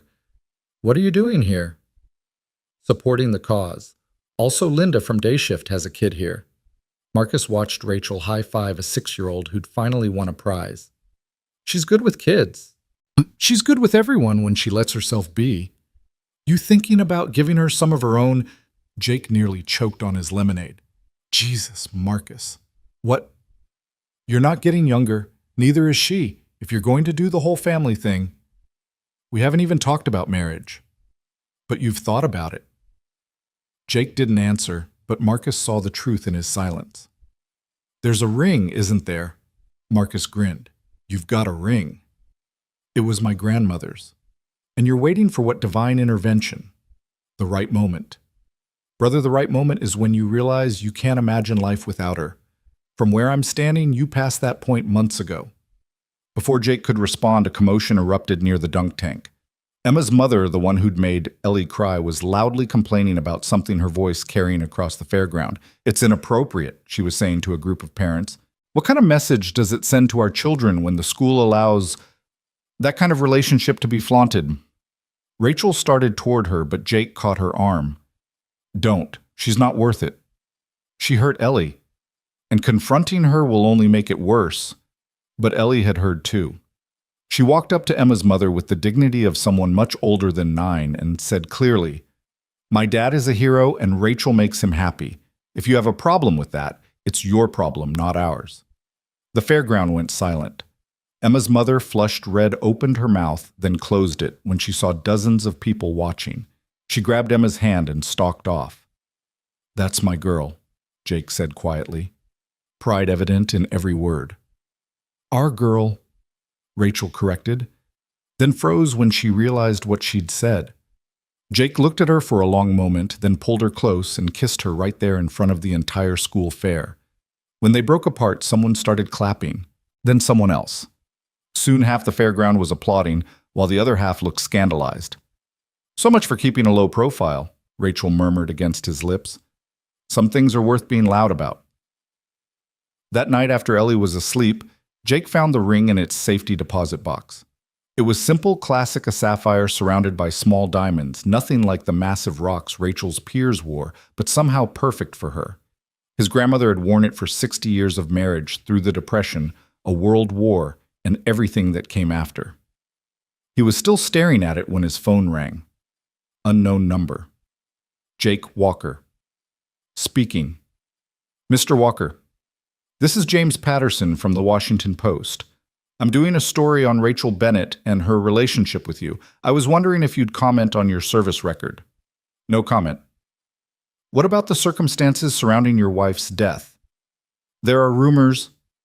Jake hung up. The phone immediately rang again. Different number, same questions. He turned it off, but the damage was done. They were digging, and eventually they'd find what Max Langston had found. The story would come out, and Ellie would learn the truth in the worst possible way. He called Rachel. We need to talk. She was there in 20 minutes, having broken several traffic laws. Jake had the folder Max had compiled spread on his kitchen table. They're going to find this, he said. The Evans connection, my role in it. We need to get ahead of it. How? I tell Ellie first. Everything, then we go public with it ourselves. Control the narrative. Rachel saw what that would cost him, the pain of laying his guilt bare for the world to judge. There has to be another way. There isn't. I won't let her be blindsided by this. They told Ellie the next morning, sitting in Central Park on a bench overlooking the reservoir. Jake explained about Evans, about that night, about the choices he'd made and their consequences. Ellie listened with that intense focus she brought to everything important. So Mom died because your friend was drunk? She asked when he finished. Yes. And you tried to stop him? I did, but not hard enough. Ellie was quiet for a long time, processing. Rachel held her breath, watching this little girl grapple with information that would reshape her understanding of everything. You made a mistake, Ellie finally said. A big one. The biggest. But you didn't kill Mom. Mr. Evans did. I could have prevented it. Maybe. Or maybe he would have driven anyway just later. Maybe he would have hit someone else's mom. Ellie looked up at her father with eyes too wise for her age. You can't know what would have happened. You can only know what did. Jake pulled his daughter close, tears streaming down his face. When did you get so smart? I had a good teacher. Rachel watched them hold each other and thought about family. Not the one you're born into, but the one you choose. She'd chosen these two complicated, beautiful people, and they'd chosen her back. Whatever came next, that was enough.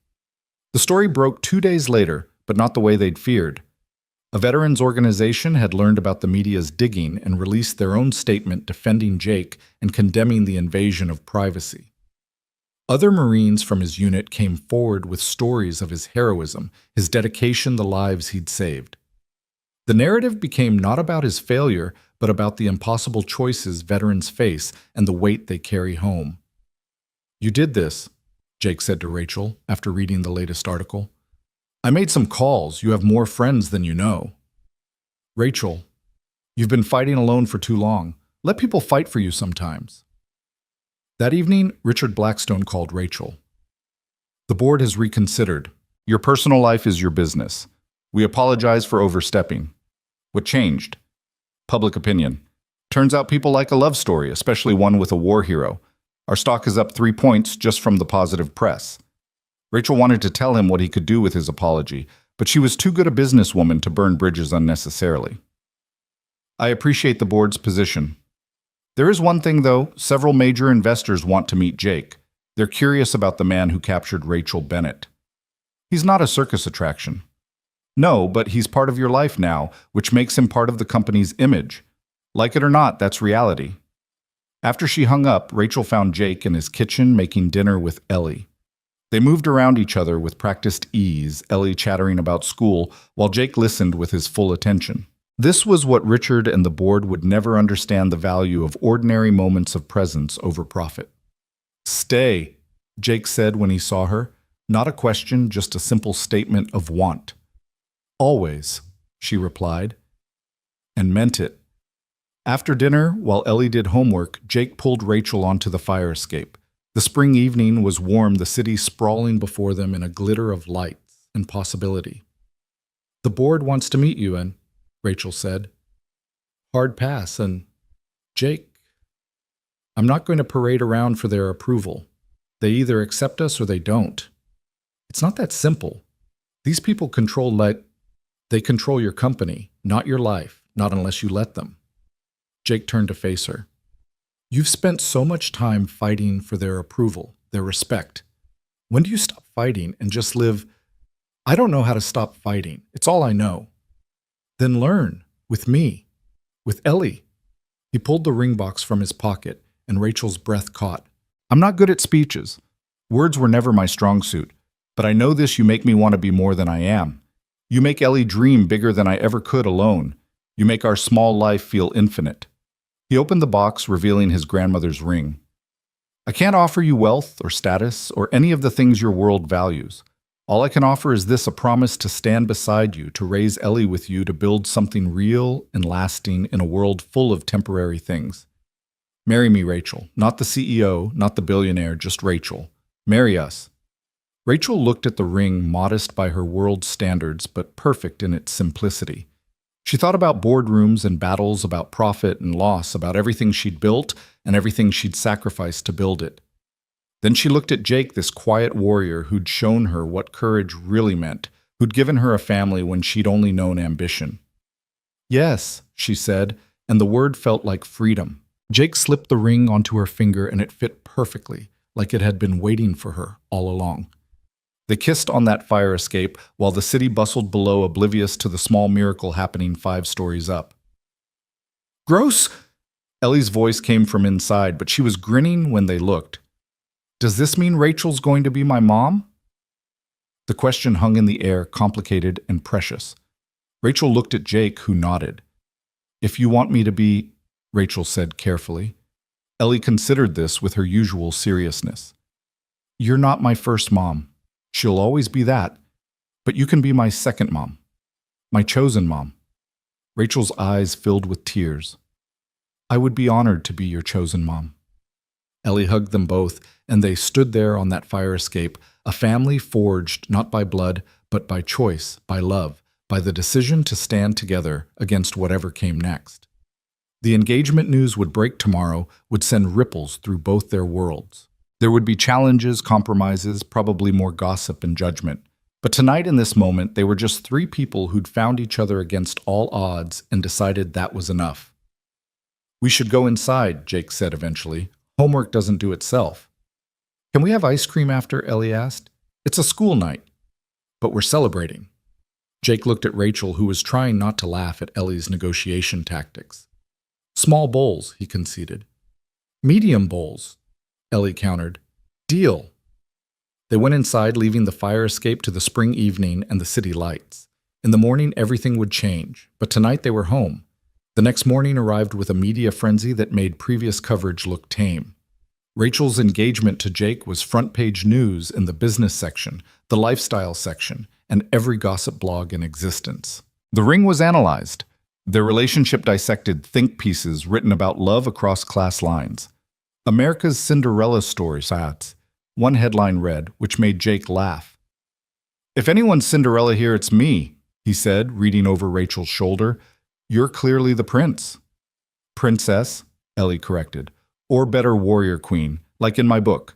Rachel's phone hadn't stopped ringing. Board members, investors, friends. She hadn't talked to in years, all wanting details, wanting to understand how Rachel Bennett, corporate killer, had fallen for a server from Queens. Turn it off, Jake suggested. The world can wait one day. But Rachel was already checking emails, already strategizing. The Nikkei is down 2% on uncertainty about how this affects leadership. Jake took the phone from her hands. You need to breathe. The company survived before you. It'll survive one morning without you. That's not how it works. Then change how it works. They compromised. Rachel would handle critical calls for 1 hour. Then they'd spend the rest of the day as a family. It took 3 hours and 2 conference calls, but eventually Rachel powered down her devices. They went to Coney Island, of all places. Ellie's choice. Rachel, in her designer clothes, riding the Cyclone, screaming like a teenager while Jake laughed and Ellie demanded they go again. They ate Nathan's hot dogs and won rigged carnival games and watched the sun set over the Atlantic. This is perfect, Rachel said, Sandy. and sunburned and happier than she'd been in years. "This is normal," Jake corrected. "This is what normal people do." "Then I want to be normal." "Too late. You're marrying into weird." That night after Ellie was asleep, they started planning. Not the wedding that would come later, but their life. Where to live, how to blend their worlds, how to protect Ellie while letting her grow. "I'll sell the penthouse," Rachel offered. "We'll get something in between. Brooklyn maybe, or..." "No. Jake, your apartment is too small for 3 people." "I know. But you shouldn't have to give up everything. We'll find middle ground, but not by you sacrificing what you've earned." They debated, negotiated, compromised skills from their respective worlds, applied to building a shared future. They decided on a brownstone in Park Slope, good schools for Ellie, easy commute, for Rachel, community feel for Jake. Not Queens, not Manhattan, but something new for all of them. The wedding planning was more complicated. Rachel's world expected a spectacle St. Patrick's Cathedral reception at the Plaza Society pages and designer everything. Jake wanted family and close friends in someone's backyard. "We could elope," Rachel suggested after their 5th argument about guest lists. "Ellie would never forgive us." They found their compromise in the most unexpected place, the Crystal Garden itself. Marcus offered to close the restaurant for a day, and suddenly everything clicked. The place where they'd met, where Jake had stepped between Rachel and danger, where their impossible love story had begun. "It's perfect," Ellie declared when they told her. "Like a fairy tale, but real." The months leading to the wedding were a blur of controlled chaos. Rachel managed the logistics with corporate precision, while Jake handled the human elements, making sure his Marine brothers could attend, arranging care for elderly relatives, keeping Ellie grounded amid the excitement. Their worlds collided and merged in ways both beautiful and complicated. "My mother's coming," Rachel announced one evening, reading an email with obvious tension. "I thought your mother was, quote, dead to me." That was wishful thinking. Rachel set down her phone with excessive care. "Victoria Bennett has decided her daughter's wedding is worth gracing with her presence. First time she's acknowledged my existence in 3 years." Jake had heard fragments about Rachel's mother, the society matron, who'd viewed her daughter more as an accessory than a person who'd been furious when Rachel chose business over a suitable marriage to someone of their class. "What triggered the change?" Jake asked. "You did. Apparently marrying a war hero has social cash she can exploit. She's probably already planning how to spin this to her country club friends." The bitterness in Rachel's voice made Jake pull her close. "We can uninvite her. And give her ammunition about how I've become cruel and ungrateful? No. Let her come. Let her see that I built something real without her."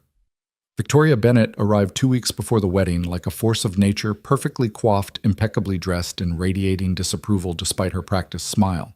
She took one look at Jake's apartment and barely suppressed a shudder. "How quaint," she said, making the word sound like an insult. "It's home," Jake replied evenly, not rising to the bait. Victoria turned her laser focus on him. "You must be the soldier. Marine, actually, and you must be the mother who abandoned Rachel when she needed you most." The temperature in the room dropped 20 degrees. Rachel grabbed Jake's hand in warning, but he didn't back down. He'd faced enemy fire.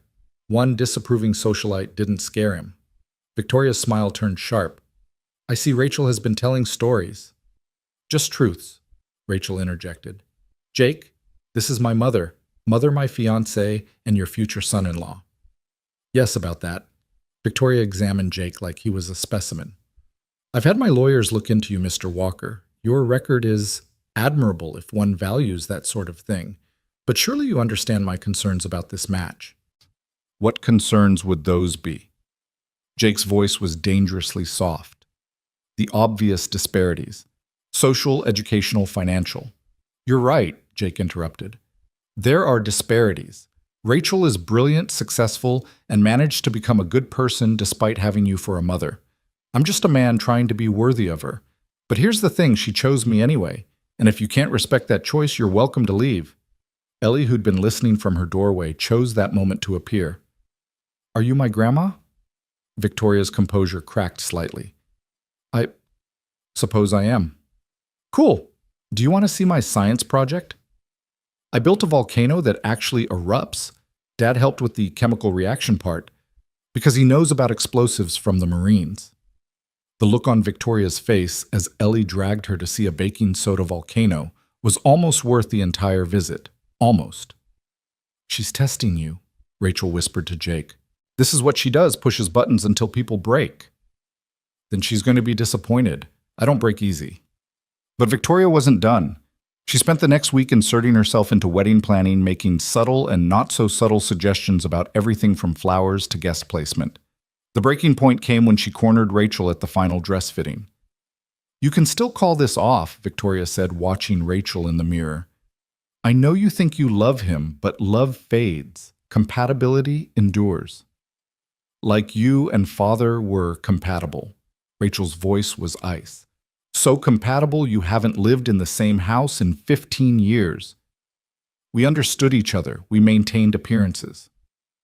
"Appearances?" Rachel turned to face her mother directly. "That's all you ever cared about. How things looked, not how they were." "Don't be naive. How things look matters in our world. Your world, not mine. I built my own world, mother. One where a man's worth isn't measured by his portfolio, but by his character. His character won't pay for Ellie's education or maintain your lifestyle when what? When I realize I've married beneath me. You know nothing about Jake, nothing about what he's sacrificed, what he's survived. That man has more strength in his little finger than anyone in your precious social circle." Victoria's expression turned pitying. "You're infatuated. It will pass, and when it does, you'll be trapped with a child that isn't yours and a husband who'll never understand the world you come from." Rachel felt something break inside her, but not in the way her mother intended. It was more like a chain snapping, a final severing of whatever hold Victoria had maintained. "Get out," Rachel said quietly. "Excuse me. Get out. You're uninvited from the wedding and from my life. I spent 34 years trying to earn your approval, your love. I'm done. Jake and Ellie give me more love in a day than you've given me in a lifetime." Victoria stood gathering her dignity like armor. "You'll regret this." "The only thing I regret is waiting this long." After she left, Rachel stood in her wedding dress, shaking with rage and relief. The seamstress who'd witnessed everything quietly continued with adjustments, while Rachel composed herself. That evening, she told Jake what had happened. He listened without interrupting, then said, "I'm proud of you. For becoming an orphan by choice. For choosing the family that chooses you back." The wedding day dawned gray and drizzly, which Ellie declared was good luck despite no evidence supporting this claim. The crystal garden had been transformed, white flowers and soft lights turning the space ethereal. The guest list was eclectic, Rachel's board members mixing with Jake's Marine brothers, Ellie's classmates sitting next to Fortune 500 CEOs. Jake stood at the altar in his dress blues medals gleaming, looking simultaneously uncomfortable and magnificent. His best man, Tommy Chen from his unit, kept whispering jokes to keep him calm. "She could still run," Tommy said. "Rich girl realizes she's marrying a jarhead, makes a break for it." "She won't run," Jake said with quiet certainty. "How do you know?" "Because she never runs from anything. She just wins." The music started, and Ellie appeared first, scattering flower petals with scientific precision. Then Rachel emerged, and Jake forgot how to breathe. She'd chosen a simple dress, elegant rather than ostentatious, but it wasn't the dress that stopped his heart. It was the way she looked at him, like he was her whole world condensed into one person. The walk down the aisle felt both eternal and instant. Richard Blackstone gave her away, having stepped into the role when she'd mentioned not having anyone. "You've been more of a father to me than my real one," she'd told him, making the old corporate raider tear up. The ceremony was brief, personal. They'd written their own vows, which had seemed romantic until they were standing there trying to speak through emotion. "Jake," Rachel began, voice steady despite her tears, "you stood between me and danger before you even knew my name. You've been standing between me and my own worst impulses ever since. You showed me that strength isn't about conquest, but about service, that love isn't about possession, but about presence. I promise to stand beside you, to raise Ellie with you, to build a life that honors both where we came from and where we're going." Jake had to clear his throat twice before he could speak. "Rachel, you crashed into my carefully controlled life like a beautiful disaster. You made me want more than survival, made me believe I deserved more than penance. You gave Ellie a mother and me a partner. I promise to love you on your worst days and your best to support your dreams, even when I don't understand them, to be your anchor in storms and your sail in calm seas. And I promise, Ellie piped up, making everyone laugh, to teach you both how to be cool. The judge smiled. I think that covers everything. By the power vested in me by the state of New York, I now pronounce you husband and wife. Jake kissed Rachel like they were alone in the universe, like there wasn't a room full of people cheering and crying and celebrating the impossible made real. When they finally broke apart, Ellie wormed between them, making it a three-way hug that somehow felt more binding than any vows. The reception was controlled chaos. Marines teaching board members to do shots properly. Ellie's teacher discussing education policy with the Secretary of Commerce, Marcus, giving an increasingly emotional toast about love, finding a way. Rachel's world and Jake's world collided combined, created something entirely new. No regrets, Jake asked as they swayed to their first dance. One, Rachel admitted. His face fell. What? I wish we'd done this sooner. He spun her, making her laugh, and she thought this might be what happiness actually felt like. Not the sharp thrill of victory, but this warm certainty of home. The honeymoon was brief, 3 days in Montauk, while Ellie stayed with Marcus and his wife. It was the longest Jake had been away from his daughter since Sarah's death, and he called twice a day to check in. She's fine, Rachel assured him, pulling him back to bed. Marcus raised 3 kids. He can handle Ellie for 72 hours. I know, it's just, you're a dad first. I knew that when I married you. I love that about you. They spent their honeymoon walking beaches, eating at clam shacks, making love in a modest bed and breakfast that Jake had insisted on paying for with his own money. It wasn't the Maldives or Paris, but it was theirs, and that made it perfect. I want to talk about something, Rachel said on their last morning, watching the sunrise from their balcony. That sounds ominous. Not ominous. Practical.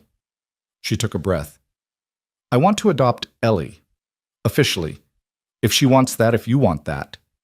Jake set down his coffee carefully. You've thought about this? Since the day she called me her chosen mom. I want it to be legal binding. If something happens to you, nothing's going to happen. Jake, you thought nothing would happen to Sarah either. Life doesn't give guarantees. Rachel took his hand. I love that little girl like she's mine.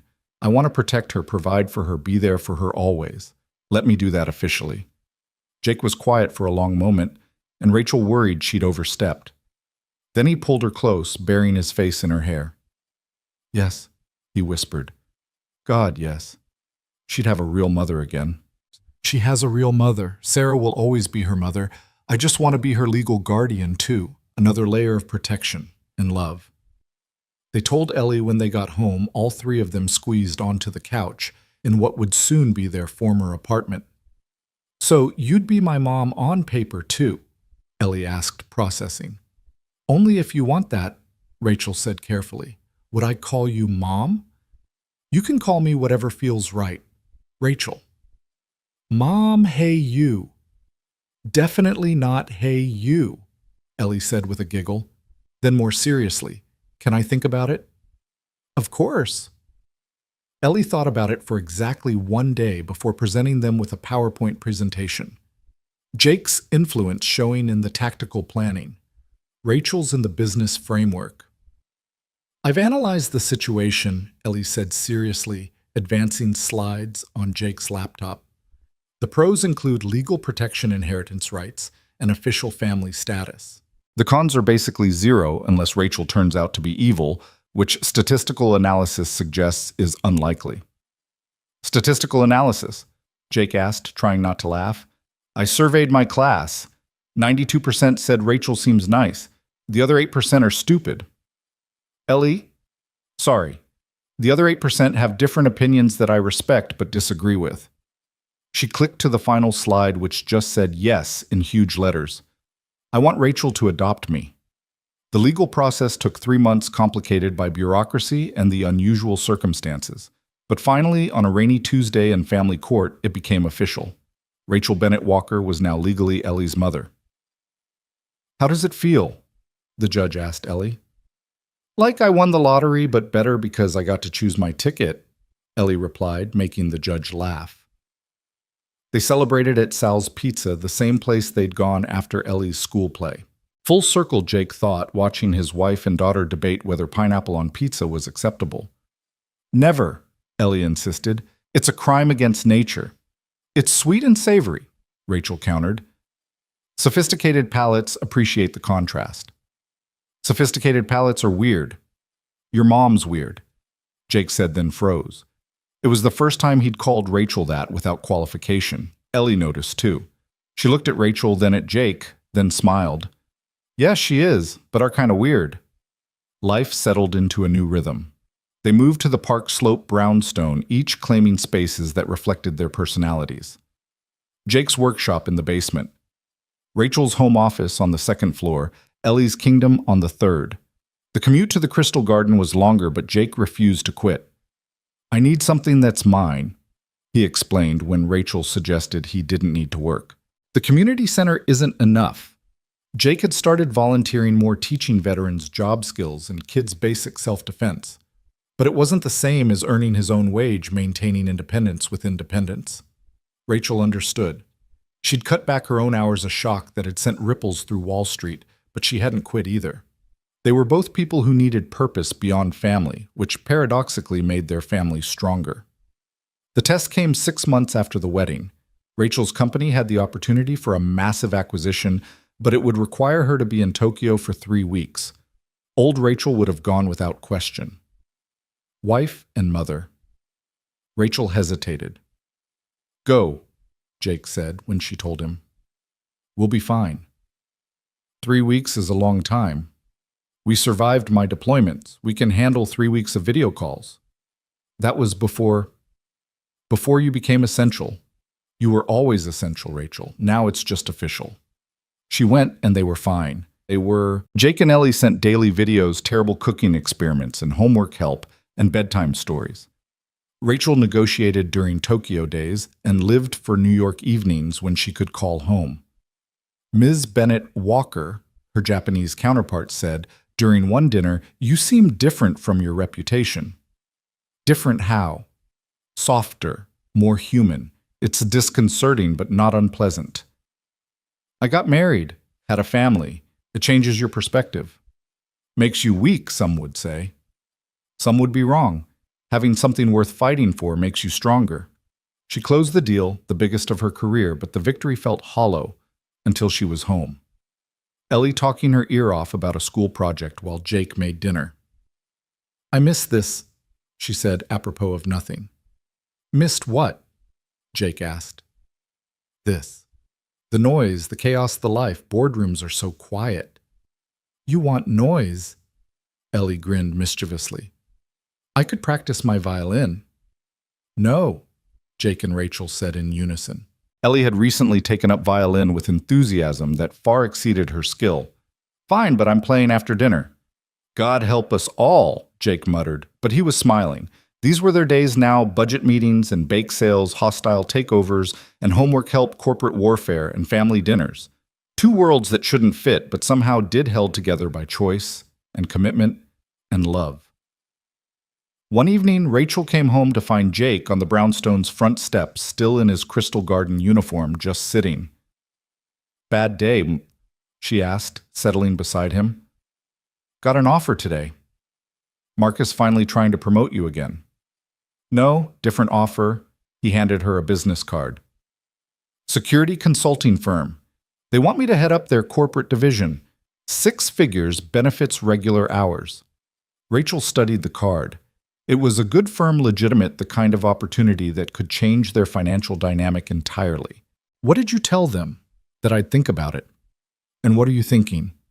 Jake was quiet for a moment, watching the street.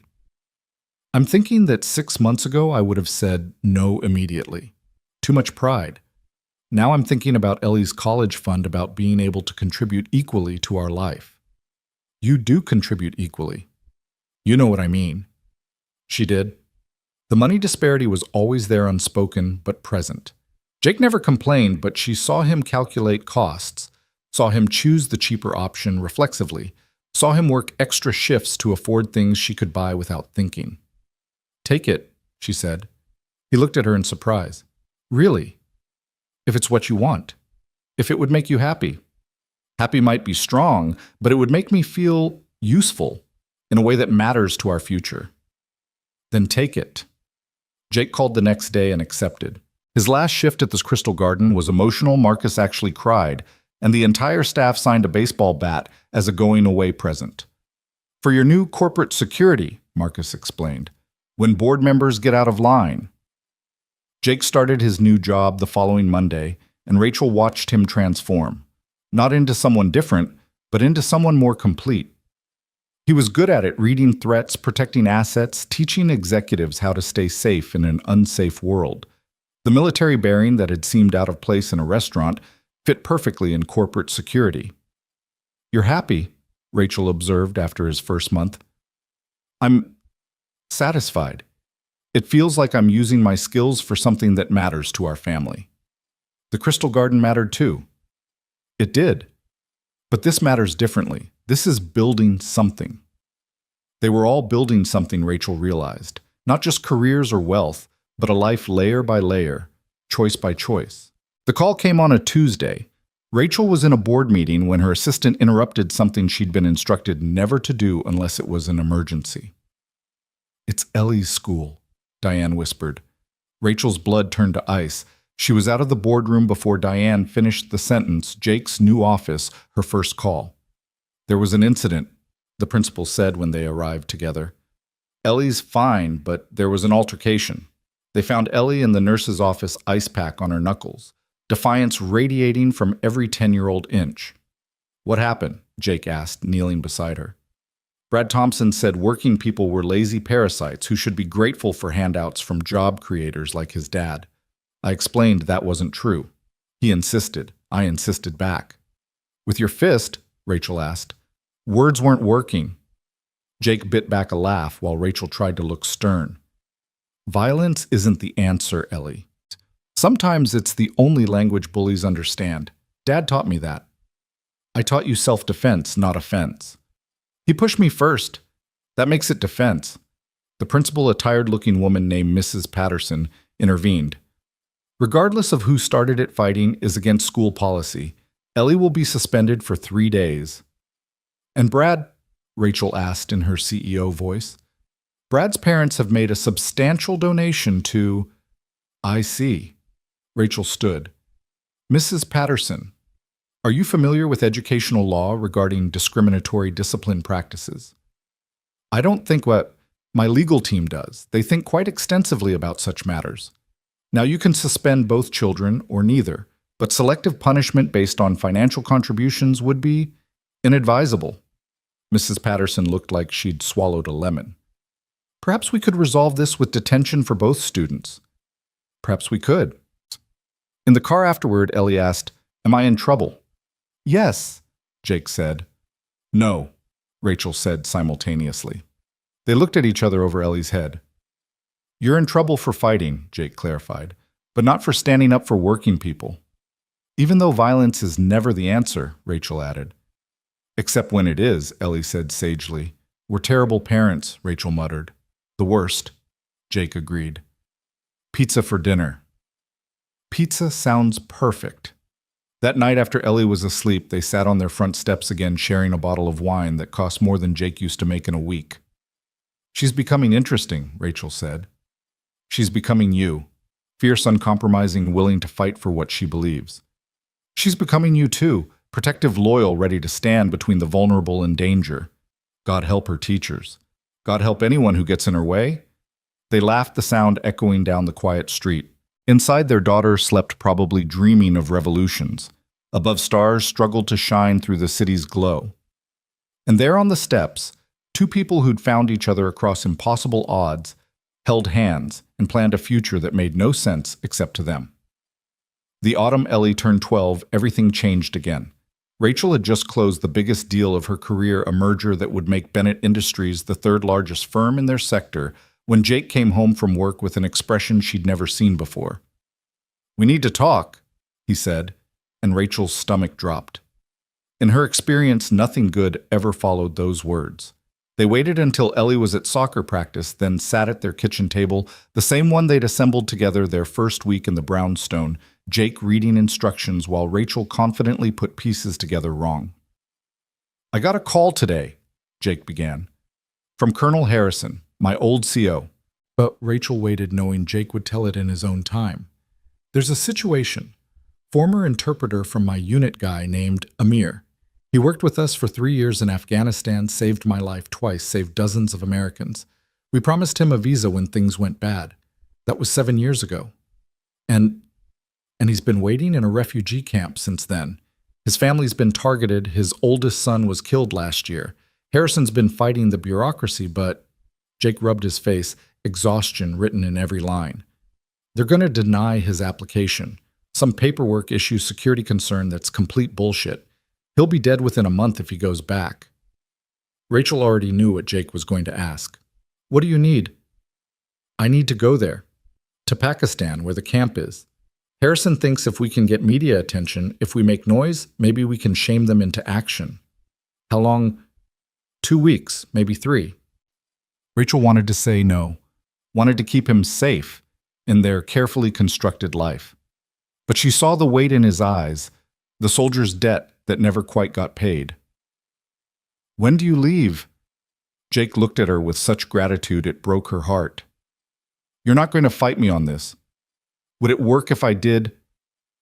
"No, but it would make leaving harder." "Then go. Do what you need to do. We'll be here when you get back." Telling Ellie was harder. She was old enough now to understand danger, to know that not everyone who left came back. "Why do you have to go?"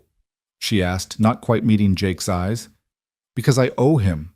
Because promises should mean something. Because sometimes the right thing isn't the easy thing." "Mom could hire lawyers, make calls." "I am making calls," Rachel interjected. "But sometimes systems don't respond to pressure from the outside. Sometimes you need someone on the ground making noise where it can't be ignored."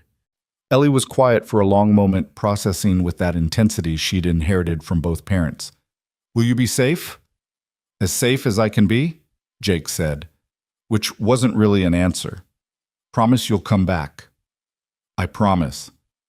The night before he left, they made love with a desperation that reminded Rachel of their early days when everything felt fragile and temporary.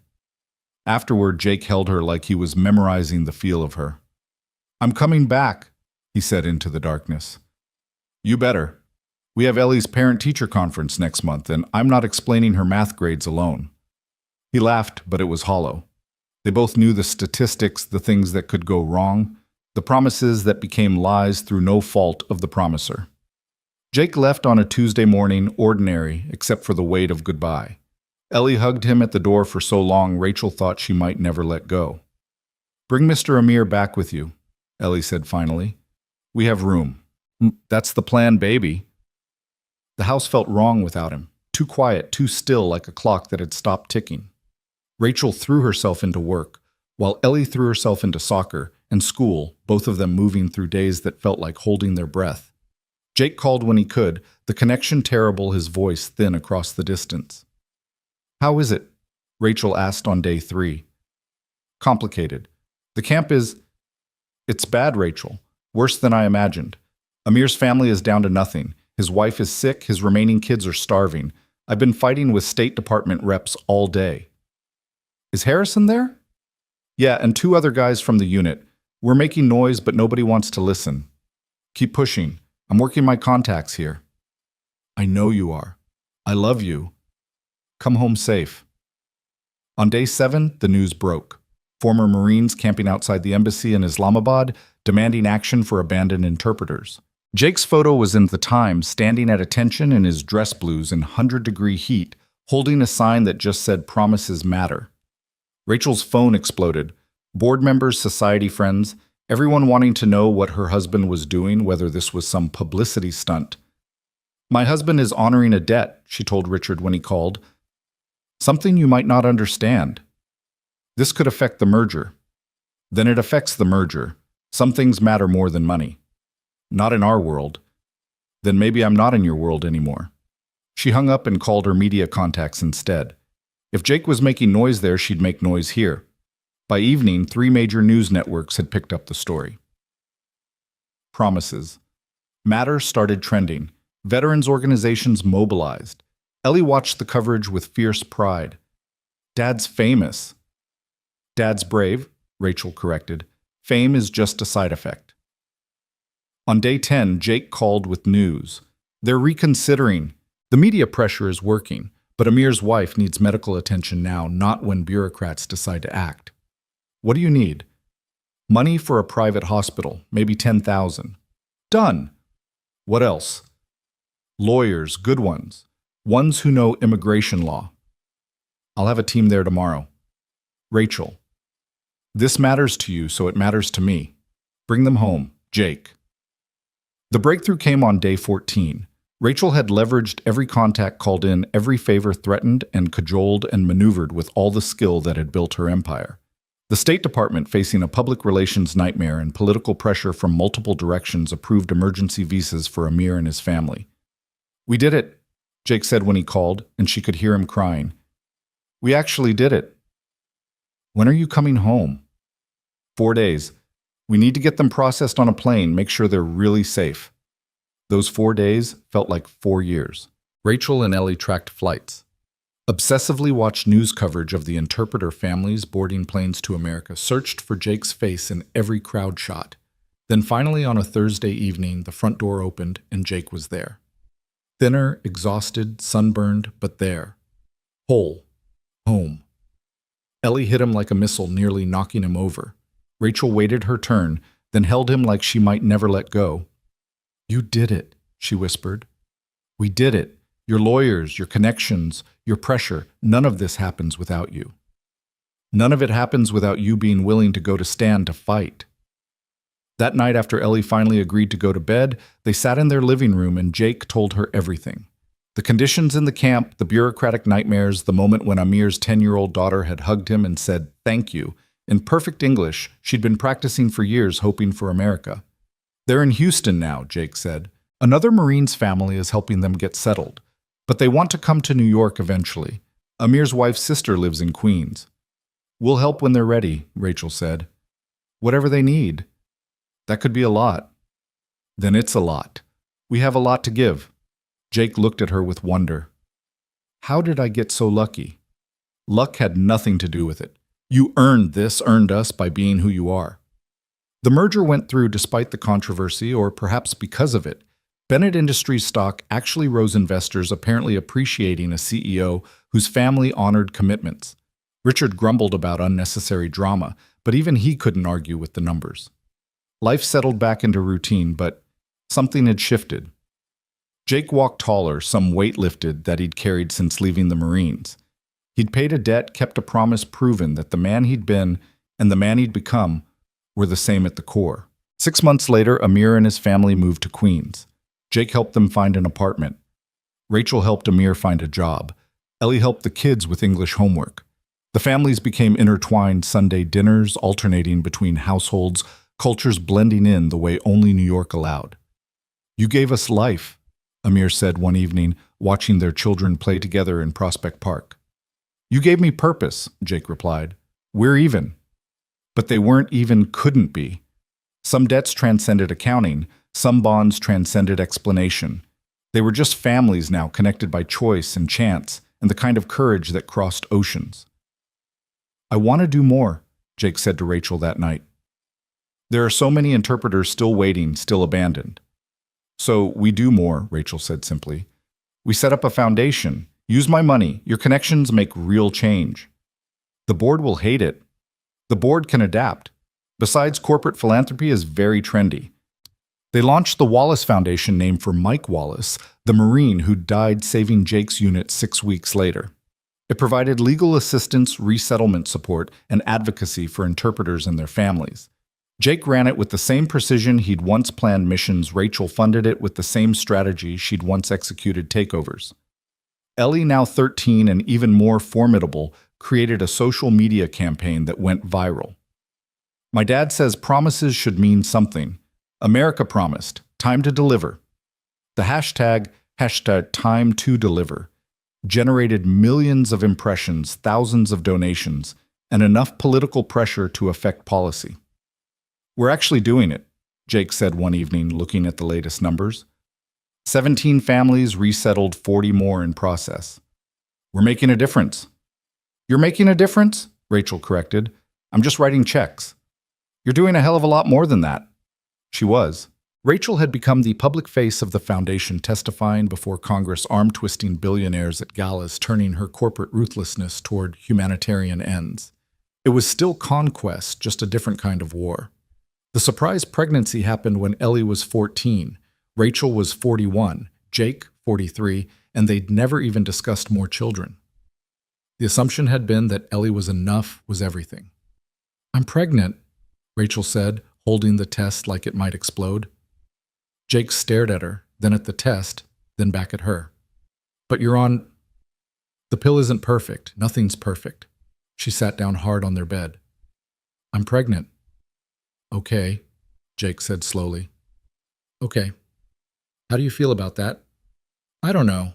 Terrified, excited, confused.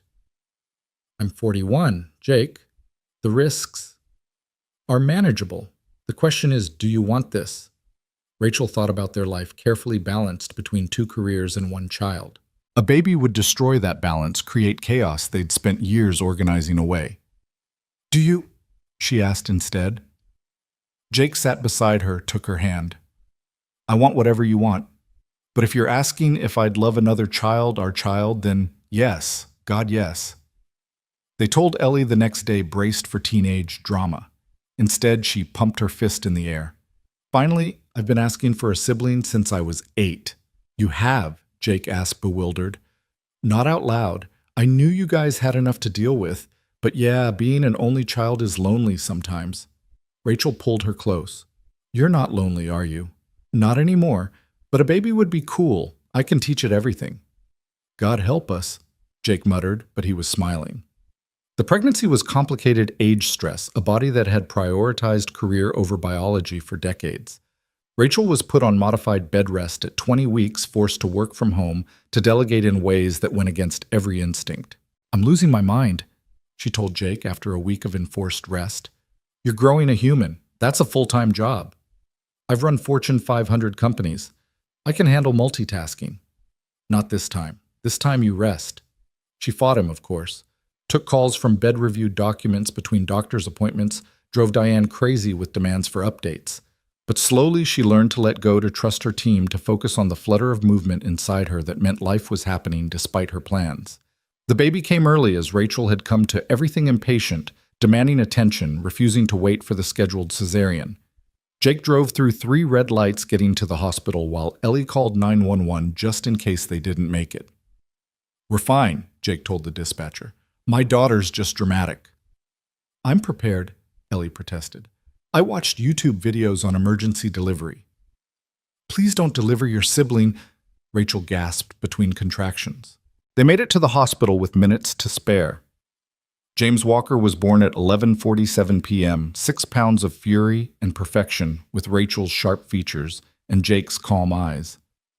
"He's so small," Ellie whispered, holding her brother for the first time. "So were you once," Jake said, and Rachel saw him flash back to another hospital, another baby, another life. "Mom would have loved him," Ellie said quietly, and Rachel's heart broke a little. Even now, even with their beautiful blended family, Sarah's ghost lingered gently, a reminder of love and loss intertwined. "She would have," Jake agreed, "and she would have loved that you're here to be his big sister." Bringing James home shifted everything again. The brownstone that had felt spacious now felt full baby gear everywhere, Ellie's teenage energy mixing with infant needs.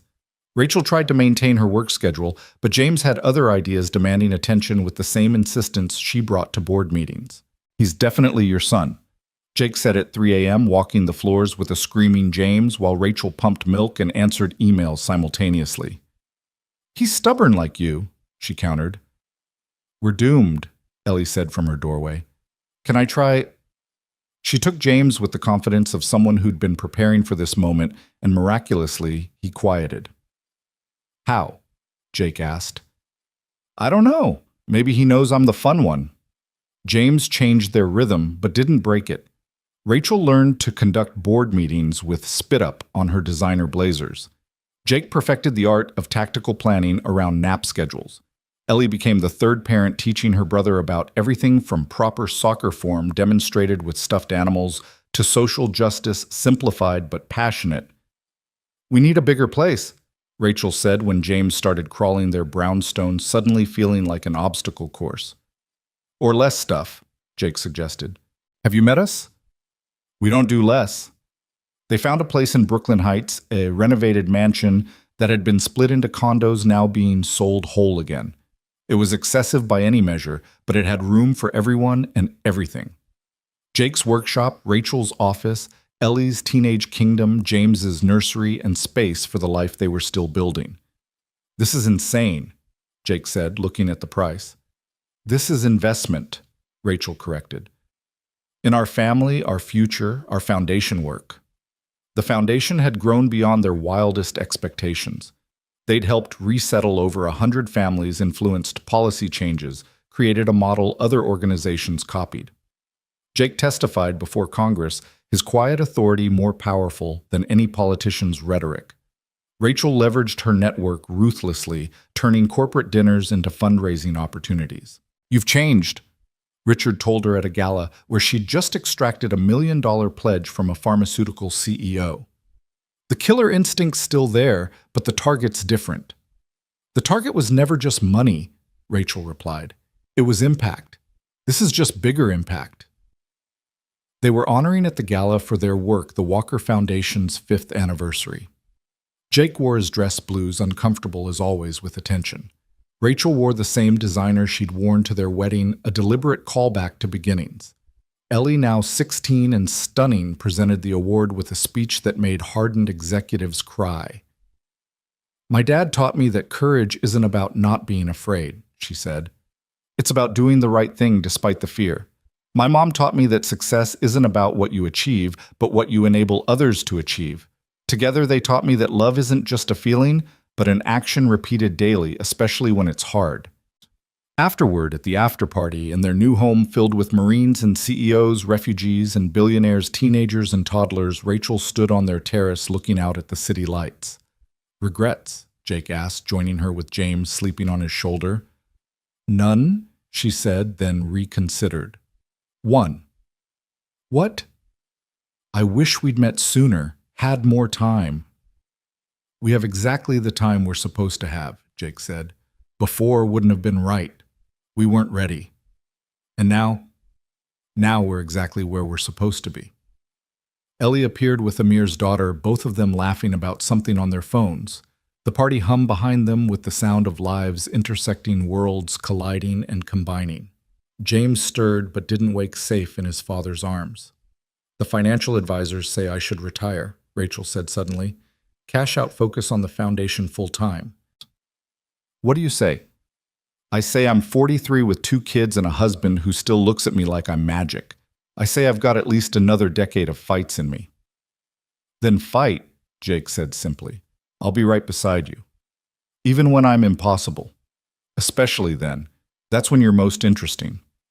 They stood there together, a family forged from loss and hope from different worlds that shouldn't have intersected but did. Below them, New York churned on indifferent to their small miracle. Above them, stars fought through light pollution persistent in their distant burning. "Mom, Dad," Ellie called from inside. "Uncle Marcus is doing his Marine stories again, and they're getting weird." "We should intervene," Rachel said. "We should." Jake agreed, but neither moved. Instead, they stood on their terrace, holding their son, watching their daughter laugh, surrounded by the life they'd built against all odds and logic. It wasn't the life either had planned, but it was the life they'd chosen together, one impossible day at a time. "I love you," Rachel said, the words still feeling new after all this time. "I love you too," Jake replied. "All of you. This whole beautiful, chaotic, impossible life." James woke, then reaching for his mother with the demanding certainty of someone who'd never doubted love's response. Rachel took him and Jake wrapped his arms around them both. And for a moment, just a moment, everything was perfect. Not perfect like a magazine cover or a business plan executed flawlessly, but perfect like a pie with a broken crust that still tasted like home, like a school play where everyone forgot their lines, but nobody cared, like a marriage between two people who shouldn't work but did, like a family built. Not from conventional plans, but from the radical act of choosing each other again and again, despite the odds. "Come on," Ellie called again. "The cake's ready, and if we don't sing soon, James is going to destroy it." They went inside to their party, to their people, to their purpose-filled life. Tomorrow would bring new challenges, board meetings, and baby teeth hostile takeovers, and homework, help, foundation work, and family dinners. But tonight in this house full of love and laughter, they were simply, impossibly home. The Walker Foundation's 10-year anniversary gala was held at the Crystal Garden Marcus, having donated the space with tears in his eyes. "This is where it all started," he said. "Where else could we celebrate?" Jake stood at the podium where he'd once cleaned tables, looking out at a crowd that included senators and refugees, billionaires and busboys. Ellie, now 21 and fresh from Columbia with a degree in international relations, stood beside him. James, 6, and wearing a tiny suit that Rachel had insisted on, fidgeted next to his mother. 10 years ago. Jake began, his voice carrying the quiet authority that still made rooms fall silent. "I made a promise to a man who'd save my life. It took too long to keep that promise, but when I finally did, I learned something. Every promise kept creates ripples. Every life saved saves others." He talked about the 500 families they'd helped resettle, the policy changes they'd influenced, the model they'd created that other countries were now adopting. But mostly, he talked about promises, the ones we keep, the ones we break, and the ones that keep us. "My wife once told me that deserve is a stupid word," he said, finding Rachel's eyes in the crowd. "That we don't deserve anything, we just get what we get and make the best of it. But I disagree. We deserve the promises we keep. We deserve the love we give. We deserve the families we choose and the ones that choose us back." Rachel wiped tears she'd deny later while James loudly whispered, "Is Daddy almost done? I need to pee." The crowd laughed, the moment broken, and made more perfect for it. Later, as the party wound down, Rachel found Jake on the same spot where he'd once stood between her and danger all those years ago. "Full circle," she said. "More like a spiral," Jake replied. "Same place, different level." "Very philosophical for a security consultant? Very romantic for a CEO."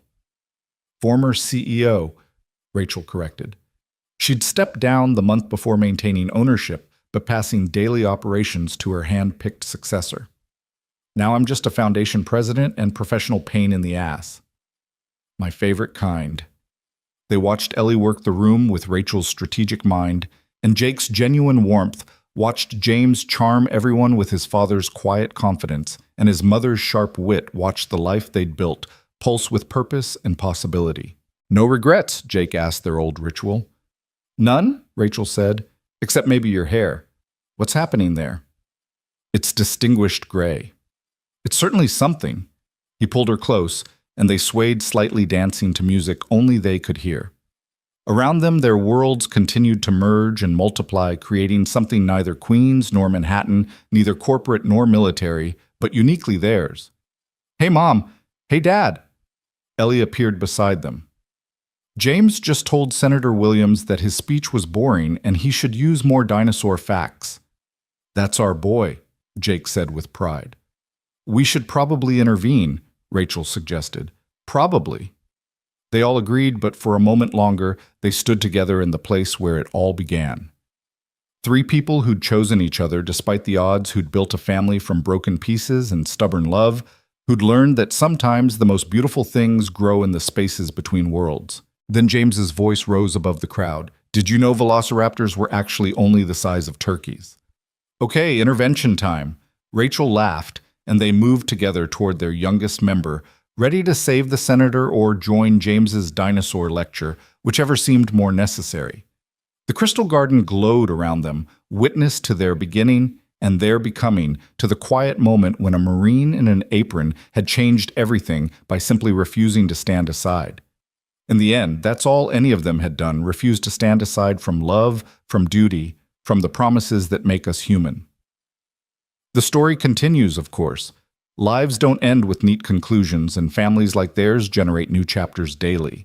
But if there was a moment to pause to see the arc of their unlikely journey, it was this: a gala celebrating promises kept, a family forged from chance and choice, and the certain knowledge that sometimes, against all logic and probability, love finds a way.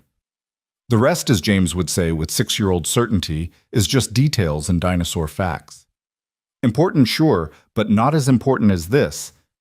They chose each other, and they kept choosing each other, and in that choosing, they built something worth more than all the mergers and missions combined. A family. Their family. Home.